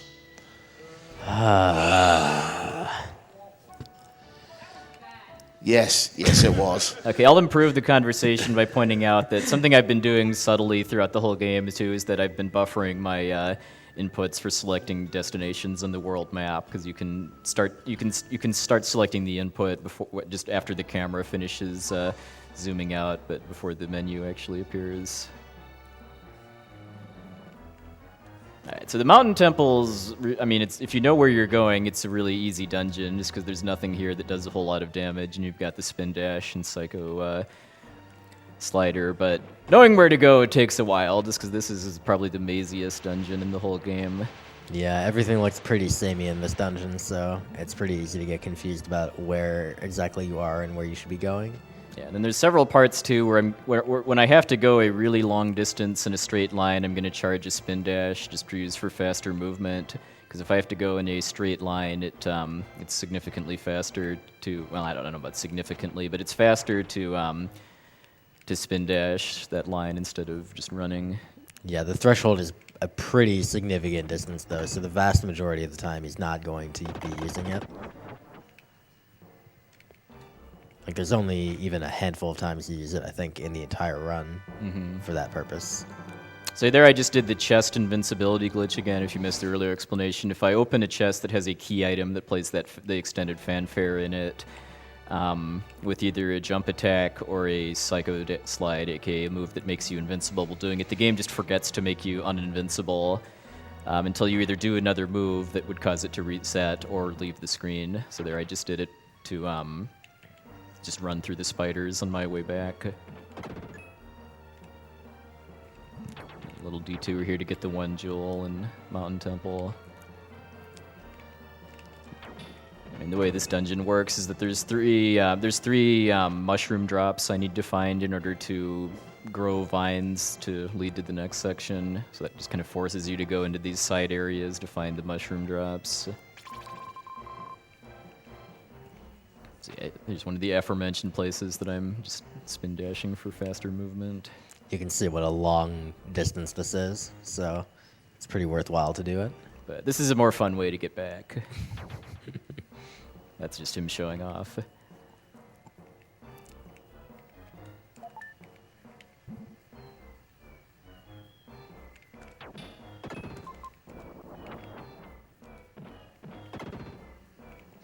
This is one of only generally 2 places in the game where lag is a thing too, just because of how many enemy spawns are in close proximity here. So I'm going to be doing just a few subtle things in this next screen, especially to try to reduce lag a bit. Like when I spin dash through these skulls here, I'm going to try to kill one of the fire sprites with the end of my dash here. And that's just that there's one less that will be on screen when I'm coming back with the mushroom drops, so I'll have less chances of getting a bunch of lag if there's 4 of them on screen at once.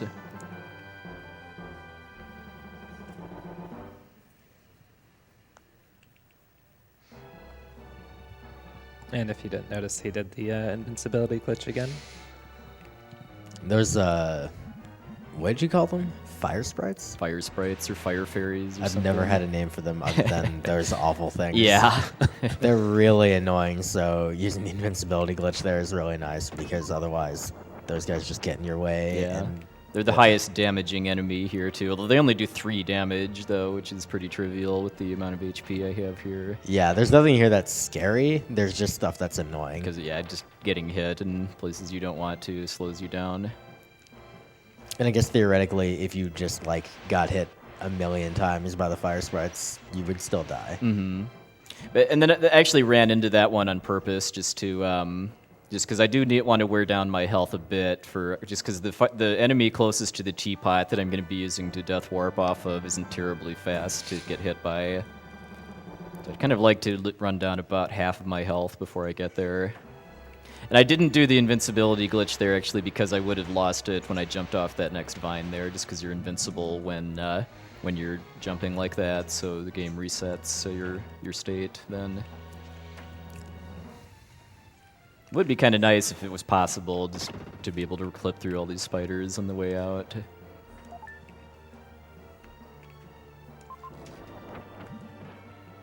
So we're coming up on the end of this place.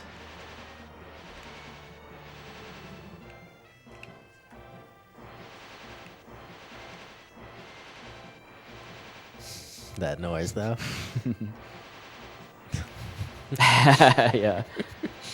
Like an air conditioner is going on or something. When I'm doing this spin dash movement too, something I do have to be careful about is that I have to come to a complete stop before I start mashing L and R because if I'm still moving when I do it, I'll just guard and lose my charge instead of starting up the spin dash. I haven't actually done that yet, and hopefully won't before the end of the run. Alright, so yeah, now I'm just going to ram into this fire sprite until I get warped back to the entrance.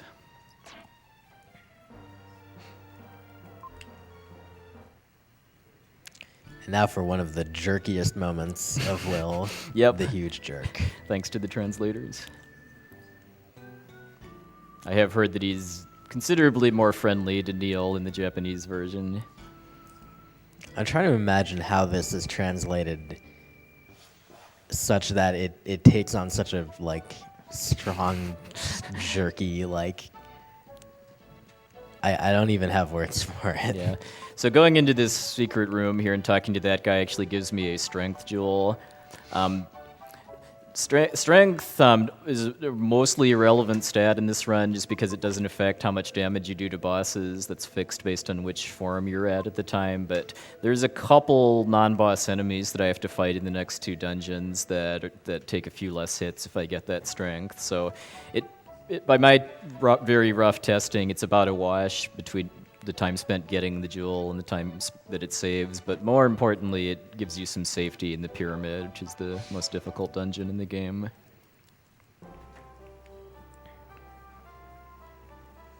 So now I'm getting the final jewel in Euro City there.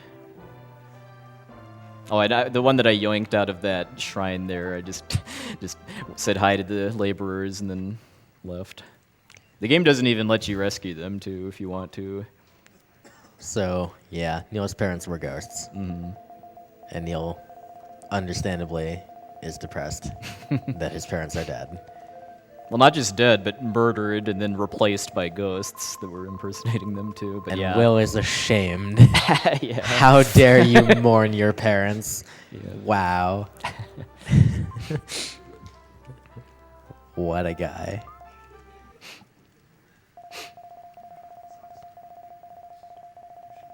So this is kind of meant to be a fake out that the Jackal finally found you or something. 'Cause, yeah, there's a bounty hunter called the Jackal that's been stalking us pretty much ever since we escaped from Edward's prison. Although you wouldn't know it because we're skipping all of the NPCs that mention that he still exists. In Also, the it doesn't towns. make any sense at all. in No. general. But instead, we get Hamlet, Kara's pet pig.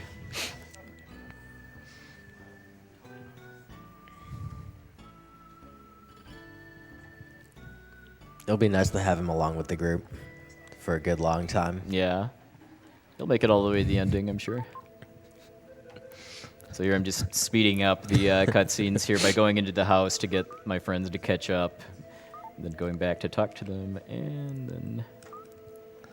So for this next sequence here, by the way, I do like who both Will and assume is waking the other person up, by the way. Because Kara thinks that Will is like poking her or something, but Will thinks that Hamlet is.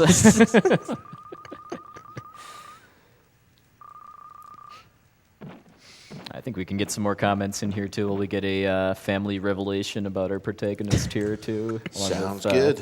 Along with a tasty snack. Soil Worker donates $100 and says, I was super impressed with the Necro Dancer run at AGDQ. It'd be cool to see them slay the Witness too. I have $100 from Fast B saying, whoa, forgot that Illusion of Gaia was even on the schedule. That's because it wasn't until last Exactly. night. Yeah. Here's a donation for improving my morning at work. I hope the vampire fight went well. It did very much. Thanks, bro. Trekkie Guy donates $5 and says, thanks, glad to see puwexil's Illusion of Gaia run got in. Don't have much to give, but I figured this seemed like a good time to do it. My favorite runner playing one of my favorite games. Hopefully the Mummy Queen isn't too trolly. Also, all hail good taste. So we just found, by the way, out that Will's mom was possessing Hamlet. So just put it in perspective. Will's dad is a flute and Will's mom is a baby pig. Hey, that's rude, man. And I don't know. I think that explains why Will is such a jerk. How? Hey, anyway, we're in Angkor Wat now, which is It's a dungeon. yeah, it's a pretty. The main reason it's kind of a lengthy dungeon is just because of the way that death warps work or don't work in a lot of cases. My theory is that it's kind of programmed as three dungeons in one, as far as the fact that it has checkpoints that still work even if you don't have 100 dark gems. So that was one of the enemies, by the way, that was a little faster to kill because of getting that strength jewel in Euro. Oops. Now we get to pay homage to Indiana Jones here. Only it's bugs instead of snakes. Those noises, though. Yeah. Quintet has some great sound effects that they really enjoy using in every single game they ever made. Since it's been a while, I'll probably mention orb canceling again. Actually, well, how about if one of you guys does it so I don't mess up this room? Yes. Go ahead. You. Okay. So certain enemies will open up like kind of the next area by blowing up a wall, and if he pauses while that's happening before the explosion appears on the screen, you can still just pass through it like it did.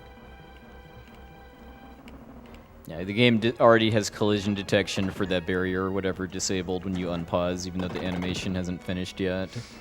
And there's a lot of parts of the route where I'm combining other menuing that I need to do with having to open the menu to activate that glitch.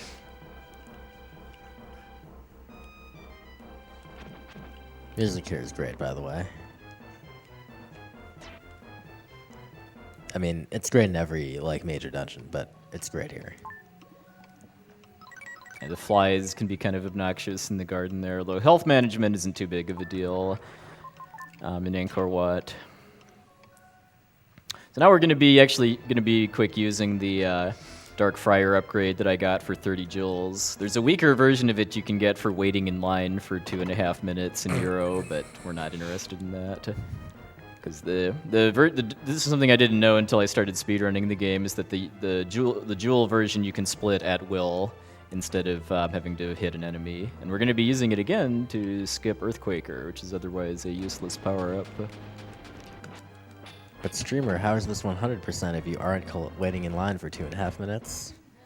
No.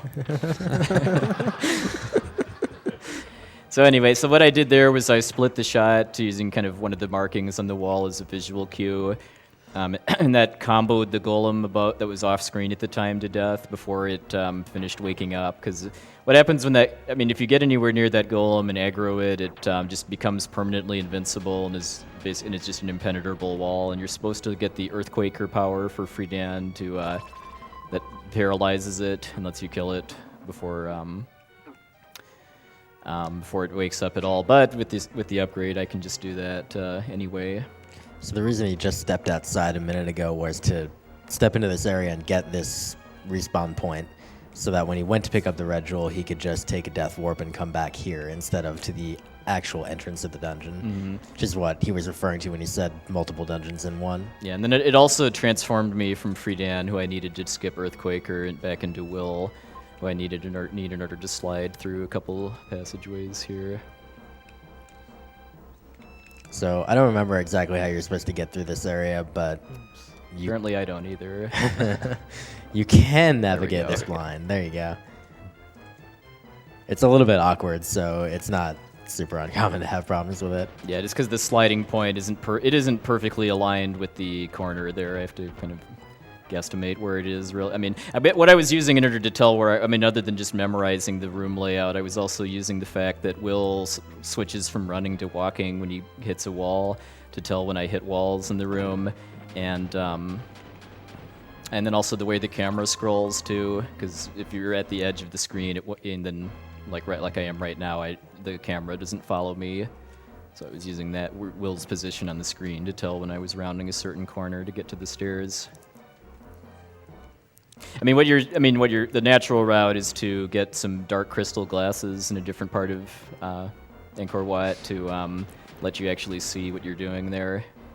Good luck finding the exit with exit blind, literally, because you have to slide, and if you just go in straight lines in various places, you'll fall into pits. But in a speedrun, that's a giant waste of time. Okay, now we're going to be getting to see some fun Mode 7 effects, too, because something I've been doing all throughout the run is skipping the camera zooming out when I enter a destination just by holding the start button. But doing that when I enter Angkor Wat, for whatever reason, glitches out this cutscene here and makes the camera not zoom out. So instead of seeing a futuristic city, we get to see a really smushed futuristic city.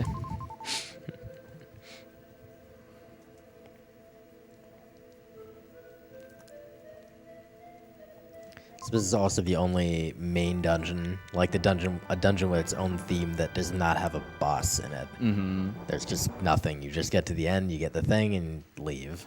Yeah, and I always wondered if there was ever intended to be a boss in Angkor Wat and it got cut out during development or something. They just couldn't come up with anything to top Sandfanger. Yeah, and that's actually a bit of an unfortunate thing for speedrun purposes, too, just because that means that when I go to the pyramid, the next dungeon, that means I'm really, really, really underleveled, like more so than any other part of the game. Yeah, just to recap that again, every time you kill a boss, it catches you back up on levels, because every time you clear a room, the game gives you some stat boosts. And we're obviously not doing that, so every time we kill a boss, it conveniently gives us all these stat boosts that we're just ignoring. Yeah, if that mechanic didn't exist, I don't think this would really be a speed game, because once I'm past like the second dungeon, and anything and everything in the game would one-shot me, and then like the non-boss enemies that I'm required to fight would take like 20 hits or something to kill in some cases, probably. Maybe not that many, but it would be a lot. Yeah, at the least, it would just be really tedious. This guy's being a bit of a jerk. And the flies. Yeah, that death warp I did after getting the last jewel doesn't really save much time, but I did it just for a health refill mostly. Right, it's a double-edged sword, the fact that there's that second checkpoint there. You can use it to get that little death warp after getting the red jewel, but that's not as time-saving as it would be if you could death warp back to the entrance after getting the Gorgon flower. Yeah, and the checkpoints actually only activate when you enter them from like south to north. So I'm not hitting any checkpoints on the backtrack. So if I died like right here, I'd go all the way back to the one before the final temple. Another reason why I got that did that death warp, just for healing, in case the flies were thirsty for blood, which they were. They always are. Alright, so I'm just going to collect 2 gems here and then move on to Dao, so can I have some more donations here? So did I actually get the gem? Thing. We have, here we go, $5.54. Hey bro Sencha, what do you call medical professionals that dislike dark beers? Doctors without porters. If it's easy to figure out before the pun is finished being read, Yeah. I feel like it's a little weak. Yeah. I think you can do better. Come on. Yeah, we've got $10 to hear Bob say schedule again.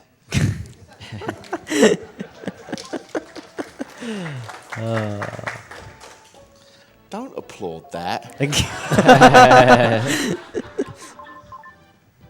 But you say it so nicely. Thank you. $100 from Trish S. My son Ozzy looks forward to summer games done quick, and I think very highly of Doctors Without Borders. What a great combination, entertainment and making the world a better place. Play on. So this is where, momentarily, he's going to take out these 2 enemies, and this is the second time in the game where there's a room with 2 enemies where when you take them out, you get a thing. In this case, it's a defense boost. So that's going to really, really help in the pyramid where everything kills you. Really fast, too. I mean, I don't think you're really intended to get through some of these rooms without damage, just because of how the enemies are positioned. I mean, in a casual playthrough, you'd be taking like 1 or 2 damage per hit, and you'd have a lot more HP. So, but in a speedrun, I take, if I even with getting that defense jewel, I'm going to take 5 damage per hit from the main dangerous enemy here. This is also the one time you must talk to Gaia in order to get your aura. It's just called aura. And we'll be seeing it in action right now. Yeah, so the aura lets you melt into the ground, and it's required to use in several parts of the pyramid just to melt through floors. But you're also invincible while doing it, and there's a glitch you can do with it too that we'll explain a little later. Probably not going to talk too much during these first couple rooms just because of how difficult they are. Yeah, for sure. So one of the scariest things in these rooms, I mean, there's many scary things in these rooms, but one of them is those orbs that shoot the little lasers. They deal a crap load of damage, and they're very, very aggressive. By which I mean they sit in place, but they shoot you. That's pretty aggressive.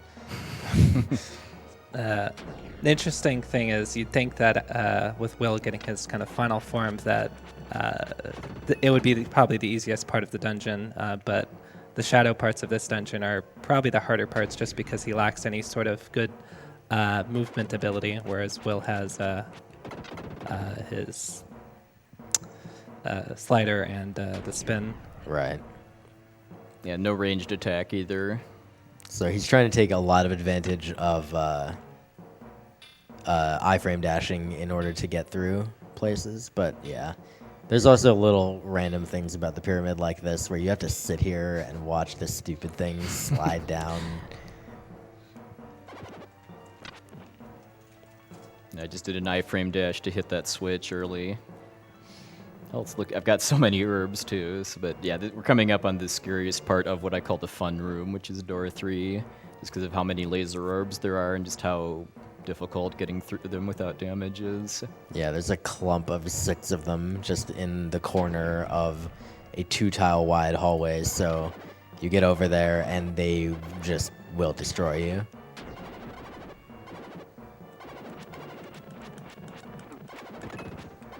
But if you have a good rhythm like that, you can just kill most of them. Yeah, it's possible to do that damageless too, because what I'm trying to do is just wait until I see them spawn and then go to the bottom row so that I can close the rest of the distance and set up that stun lock on 5 of them before they hit me. Yep. So that was pretty good. Mm-hmm. I like to go for pseudopod poses when I'm collecting the hieroglyph stones too. There's like 3 or 4 different frames of the attack that look really nice when they're paused like that.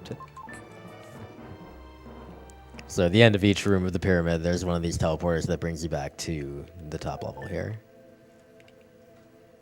You can also death warp to get out of any of them too, but I'm not doing that yet just because I would lose my shadow form and have to retransform. Right. In order, obviously, as you see, in order to get down to... By the way, what the heck is that red jewel? Like, why would you, like... Thanks, Quintet.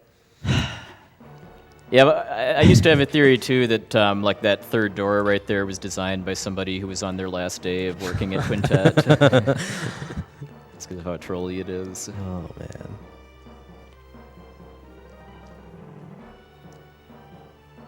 Speaking of trolls, birds are jerks, and those birdmen are no exception. Agreed. You won't see it this time, but momentarily he's going to come back here and go through there.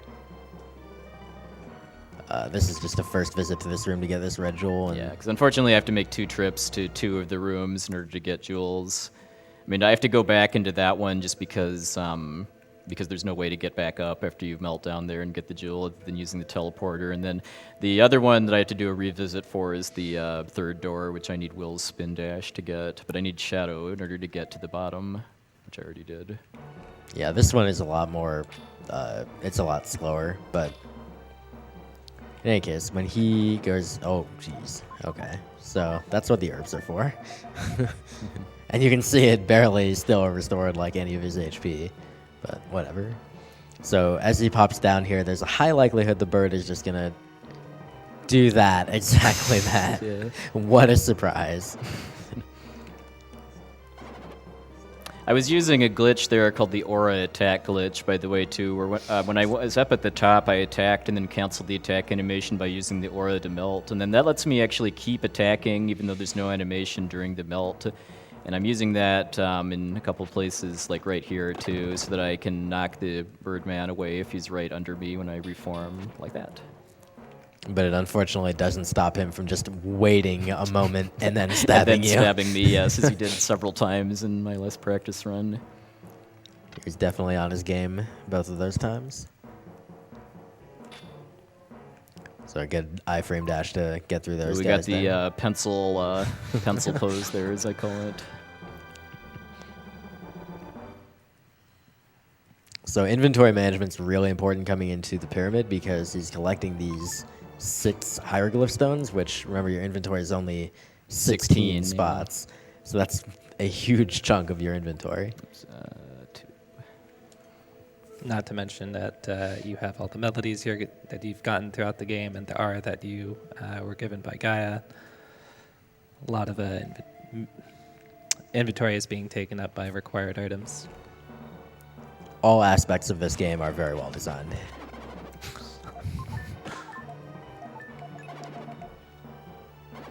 How many herbs are you sitting on right now? Like, I had like 6, I think, coming in because I had 3 and didn't use any of them on the vampires. So Jeez. I'm being more liberal than I otherwise would be, just because I know I'm gonna be running out of space really, really early, holding that many herbs.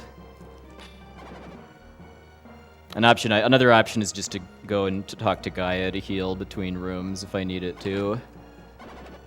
The checkpoints in this dungeon do work on a room-by-room basis. So if you die in a room, you'll go back to the beginning of that room, but you'll become Will. So you have to go back and get Shadow for these several rooms where you need to be Shadow.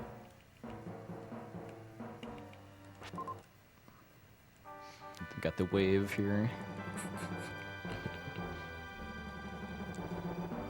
Alright, so we are done with Shadow until the boss now, because I can use Will for the other 3 rooms. 2 of them I have to, because they have spin dash ramps, and then door number 6 I can be any character for, and I'll just be Will just because spin dash lets me get through faster.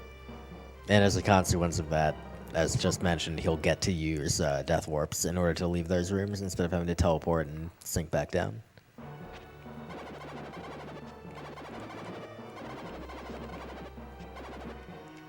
So he's taking a lot of damage here, but he's going to be immediately death warping, so it doesn't matter too much. Yeah. This isn't the game glitching out, by the way. There is an invisible enemy in the corner there that's shooting those projectiles that I was just ramming into. Invisible jerkbird. Yep, that's exactly what it is.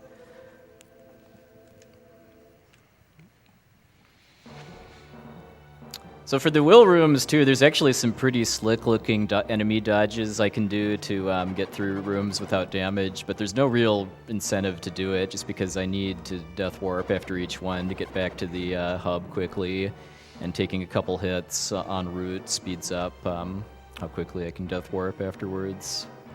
This is the room, by the way, that you can use any of the 3 characters to complete, but just because there's several sections where you can use spin dash for faster movement, I do, and it's also just so much easier to spin dash through instead of what I was having to do with Shadow in those other rooms.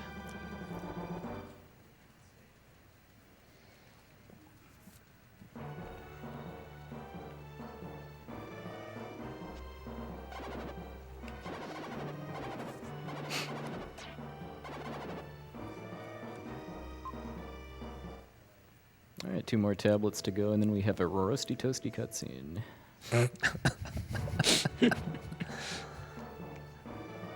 That's a word for it.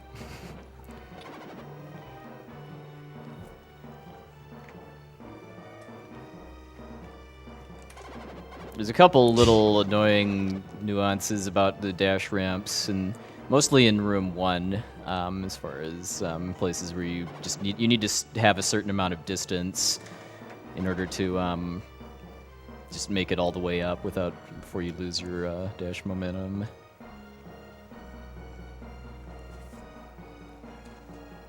Those are some of those aforementioned, like, kind of nice enemy dodges that are pointless because now I just need to take more intentional damage to set up the death warp. Oops. I love those optional spike walls. Yeah. Or ceilings.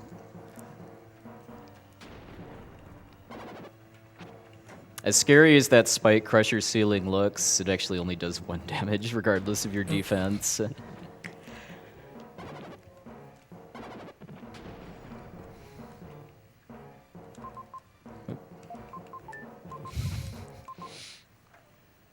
It's those herbs, dude.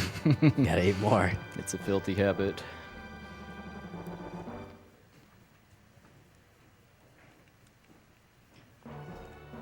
Well, since I still have another tablet, I'll just do this now.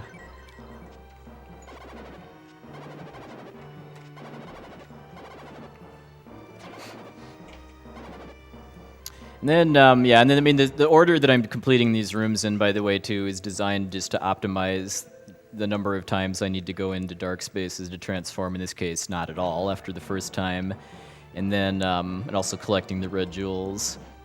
And then I'm saving room number 1 for last because, mostly because this is the room where doing a death warp after getting the tablet would be the slowest out of all of the rooms that I can complete as well. Because I'd have to dash back across another dash ramp in order to just get to any kind of enemy.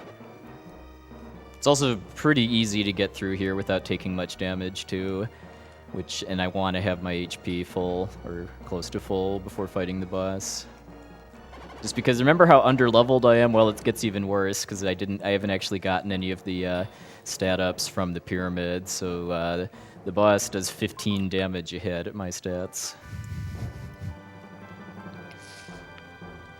So that's a 2-shot.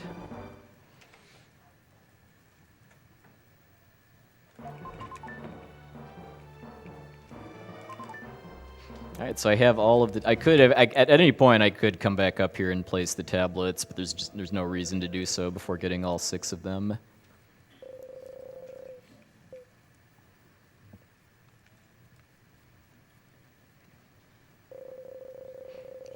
We can probably actually do a donation here, but yeah, pay attention to Will's hair during this cutscene here. Get another donation? Sure. I have a donation from Kalaric, who donates $100 and says, had to get in while puwexil's rocking IOG. Glad to see it got in, even if only I just woke up and will have to catch the start after the end. Real life sequence break? Money to runner's choice. Thanks, Cleric.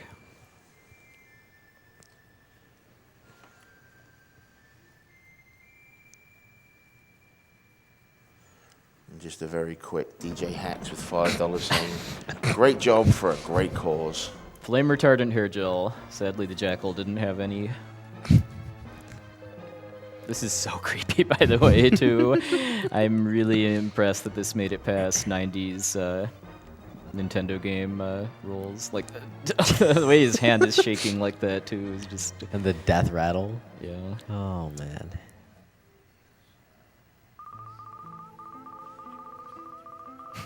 He's asking Will, or she's asking Will right after we did that. It's an odd question. He literally just lit someone on fire to stop them. Been watching too much Deus Ex.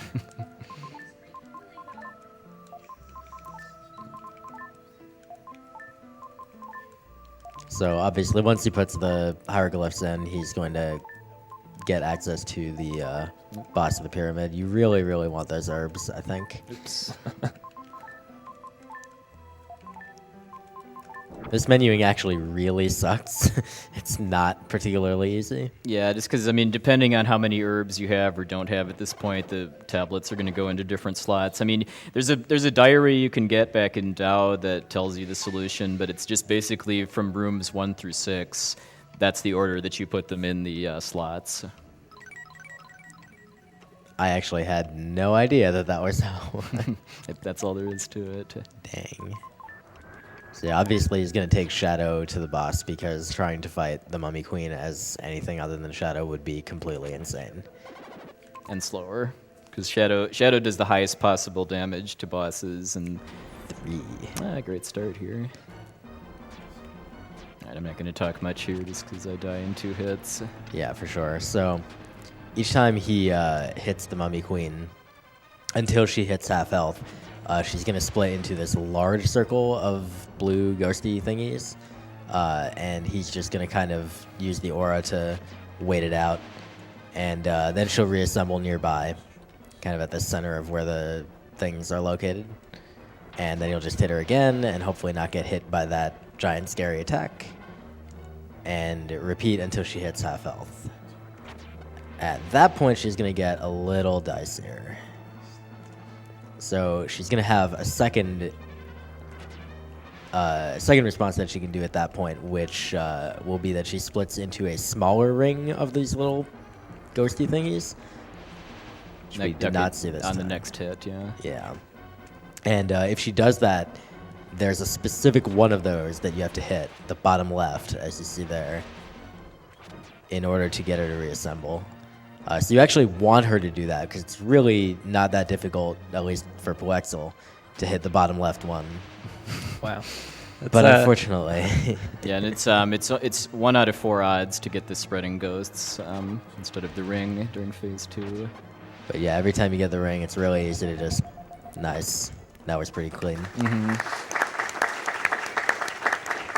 Yeah, RNG wasn't the greatest because I got 2 spreading ghosts during phase 2, but I mean...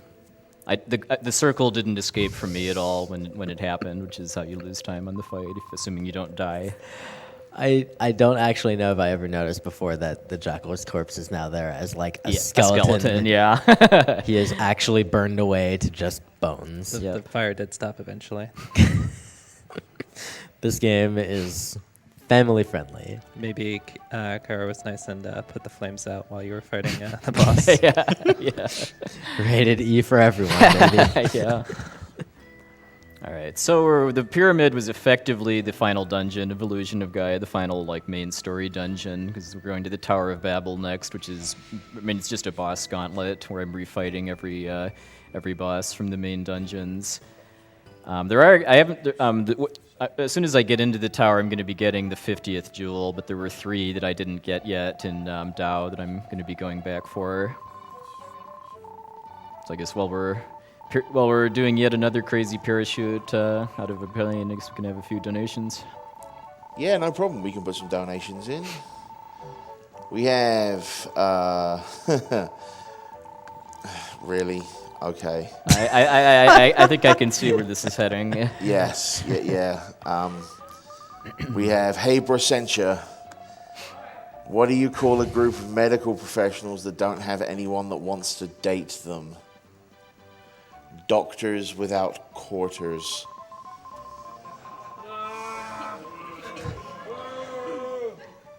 However, to counter that, I do have a $256 donation from Vaxherd. Oh, hey, Vaxherd. And it says, you've found a large, yummy donation. Put this towards puwexil's choice, and good luck on the rest of the run. Thanks, Vaxherd. And Anonymous donates $5 and says, can Bob please say aluminum? You thought you were going to trap me into saying aluminium, didn't you? Well, they were right. Yes, it's true. Damn those cunning donators. I played right into their hands. Hey, Brasentia. What do you call physicians in a terribly designed hospital? Doctors without corridors. You know, you can see it coming like an oncoming train. Yeah, and yet it's still it's like a disaster, but you can't look away. It still just runs you right over. Yeah. We have $10. Oh my God, they're still coming. We're doing bad MSF puns. Here's one. What do you call medical professionals that like to get right into the main course? Doctors without hors d'oeuvres. So all right, so boss You're all refights. fired. So these bosses are pretty much the same as the first fight, except they're massively easier because you get to fight them as Shadow. Some of them do have a little extra surprise in that Castoth can shoot 2 crystals at once instead of 1. But when I'm doing 3 damage a hit, getting the 1 cycle, which from the original fight is the hardest trick in the game, in my opinion, is pretty trivial here. right, you just automatically transform into Shadow for each one, which is great. And other than that, the only real difference, or other than those things, the only real difference is that the arenas are just slightly altered, and they're in the weird, like, isometric diamond shapes. So it actually makes some of these arenas, like, really annoying. They're just very awkwardly shaped. Also, we get to see the quintet background. Yeah, so you might remember this from the final boss of ActRaiser. It's in every Quintet game at least once.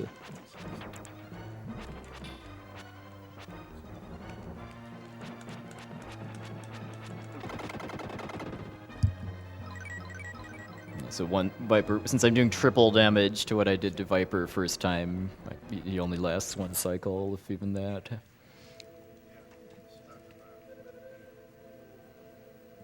So next is the Vampires refight, which is it's the most technical one, just because I'm doing a pretty different strategy than I did because of getting to be Shadow. If you remember the aura attack glitch I mentioned in the pyramid, I do that by attacking and then canceling the animation by using the aura to melt into the ground. And while I'm doing that, I can actually continue attacking, only there's no animation, and then I can abuse the fact that the vampires have don't do any contact damage in order to set up that glitch and get a bunch of hits in, although just like the first fight, it's a little random how easily I can set it up. So depending on what they do, I may opt to not do it and just smack them with my pseudopod. On the bright side, they deal significantly less damage, although you still don't want to get hit by those attacks. But yeah, you can see how quickly the female vampire is going down to that. Mm-hmm.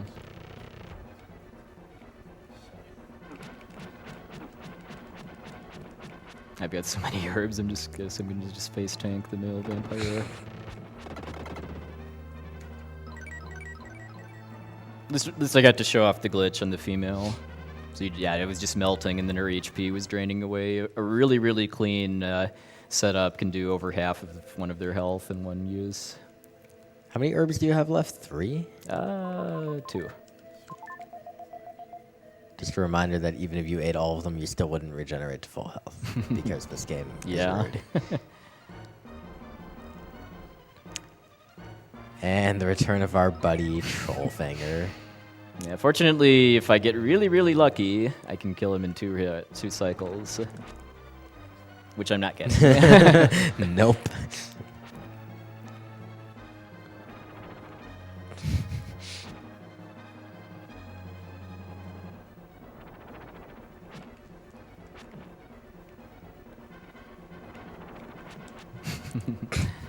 Well, he's past the point now where if he did the egg pattern, then I'd be able to kill him.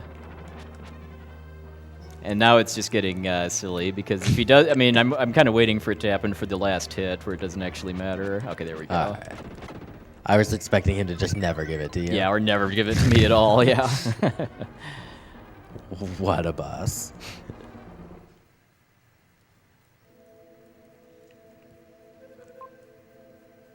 Oh, if you have any questions about why bosses are now becoming my transportation to climb the tower, good, I do too. This is a fine video game.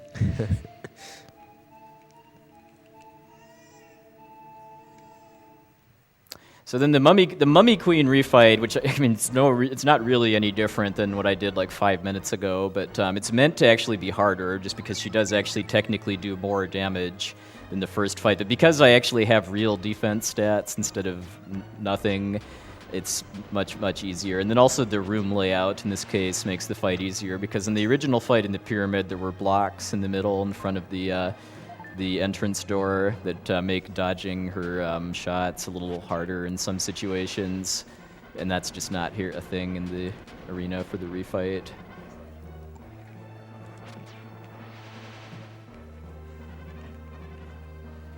So once again, once she drops below half health, I'm hoping that she gives me both hoping that she gives me the small ghost ring, and that I can hit the correct ghost that always starts in the lower left corner before the ring breaks away.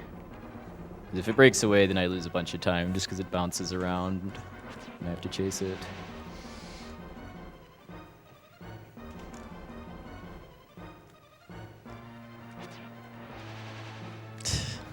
Well, it's the next hit. Ah, okay. That was always going to be spreading ghosts.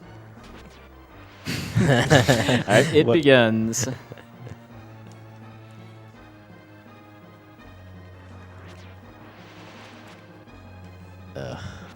Okay.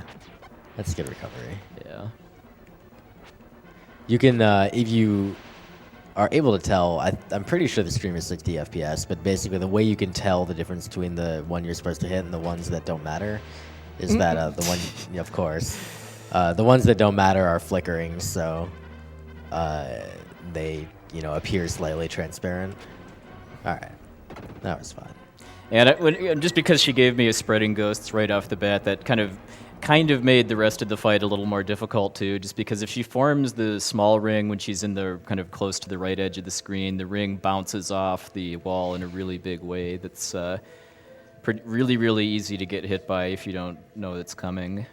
So I was trying to be a little cautious there, even though I probably didn't need to be because of having 2 herbs left, plus the ability to plus 2 different means that I can use to heal before the final boss.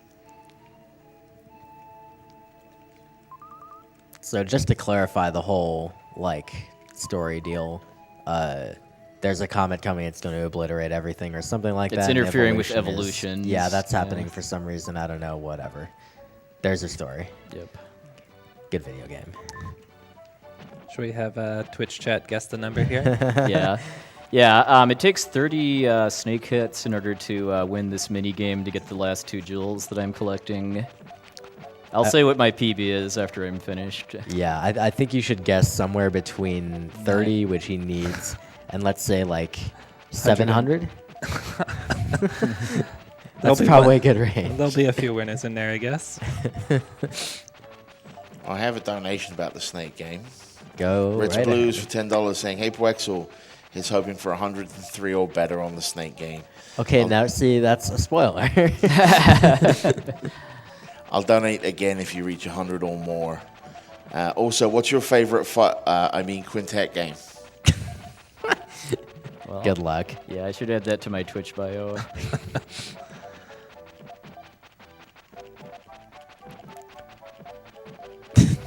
This takes a minute, by the way. Aw, 96. Yeah, I was. If I'd have been like a pixel or farther to the right, I would have gotten more hits on the right one because I saw it. I missed it completely a few times. All right, now chat mods, you've got to figure out who guessed the closest without going over. Price of Right rules. Good luck with that. And here's our donation incentive. Yep. Which got smashed before the run even started. So this is Gem's Mansion, which it's the grand prize for getting all 50 jewels. Which if you actually did that without a guide, you have my utmost respect.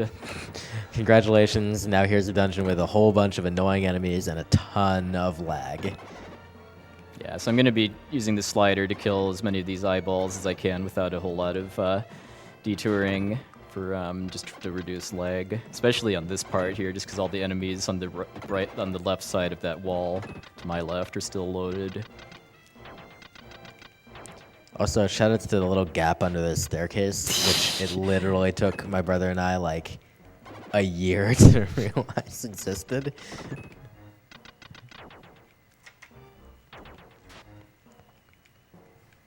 All right, and then this is Solid Arm, who was also the first boss of Soul Blazer.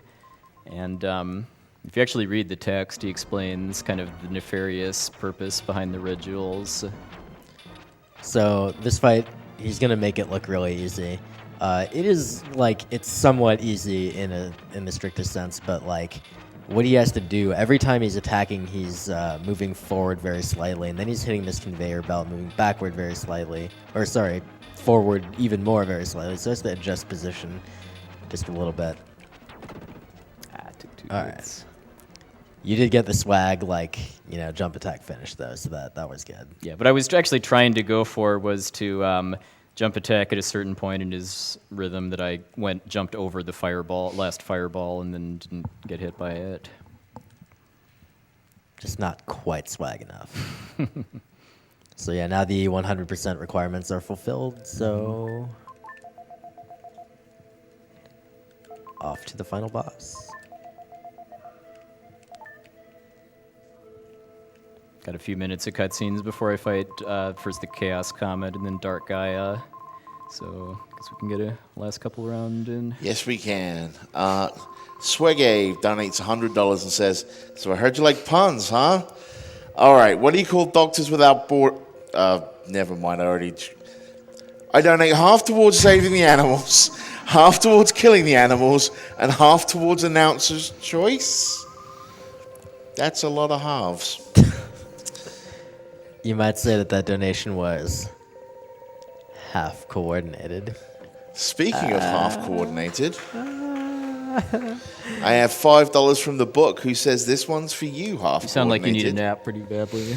I really need to be in bed right now. And the book is putting their $5 towards Sam for Final Fantasy Adventure Girl name, which was half coordinated's runner's choice. 20. What I will do, however, is plug the Humble Bundle, because they have been working with us for a while now, and they have done over $75 million for charity, such as work with Doctors Without Borders and many, many more.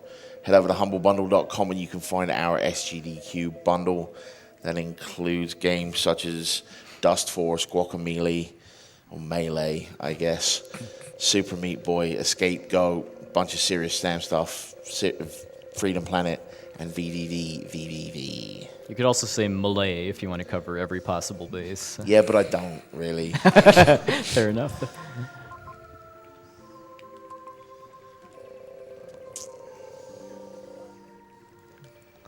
All right, so in typical quintet fashion, we now gain a attack that lets us shoot phoenixes. Will and Kara kind of do a fusion to be able to do that. And then we finally find out the purpose of the mystic statues we've been collecting the whole game, which up until this point, right before the final boss, We had really no idea why we were doing this, other than that a flute told us to.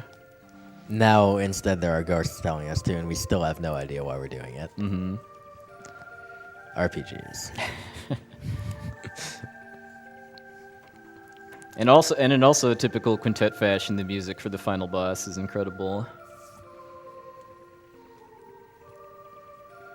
So I'd studied a lot of astronomy, and I can tell you for a fact that this is exactly what comets look like.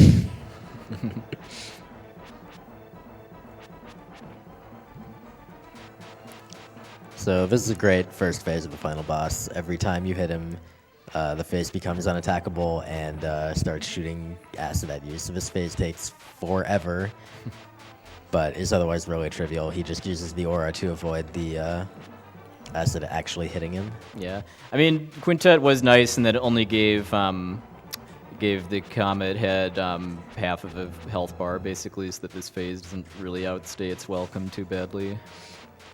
For the most part, it's pretty straightforward, so there's not a huge danger of him, there's almost no danger of him dying on this phase, and then there's actually fairly low danger of dying on the second phase as well.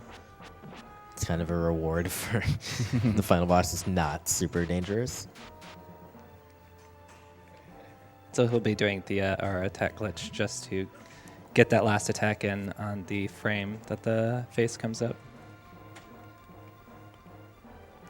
All right. And the second phase is very similar. He's just going to kind of be swinging at the boss, but it's not going to be available to attack all the time, so he's just going to have to keep waiting. In the meantime, he's just going to try to make sure he's constantly attacking so that when the face does become attackable... Yeah, because there is a bit of randomness as far as how many homing shots she shoots before the face opens up. So ideally, he could get this in 3 cycles. It looks like he's on good pace to do that, so be ready on time. It's not guaranteed, but if I get 5 hits on the next cycle, then that'll be it. Time is when the face becomes quite ugly and explodes.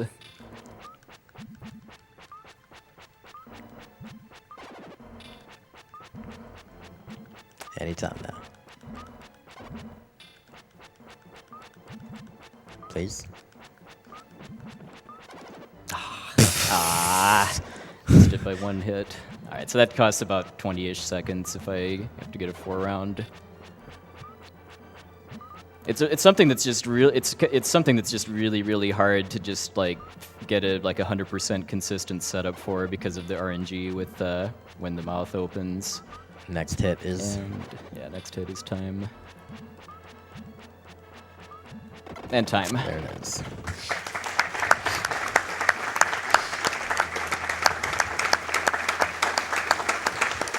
So your time was 2:21:34. Nice. That is quite good. That's very good for a marathon safe route. So now we're gonna, you're a little bit underestimated, so we're gonna sit and enjoy the credits, right? The ending. Oh yeah. I think we probably better move on to to the NES games coming afterwards. I think people should play the game themselves to experience this. Are you sure the next game is Shatterhand? So the toss-up here is, do we want to read 20 minutes of slow-scrolling text that you can't speed up, or do we want to watch Clage do a run? I think we want to watch some bullets get punched out of thin air. Yeah. Clage is in favor of the credits. I thought I recognized this voice, but I wasn't 100%. But yeah, that was 6 minutes faster than my SGDQ 2012 run of this game in category, so I'm really happy with that. Ladies and gentlemen, let's hear it one more time for puwexil.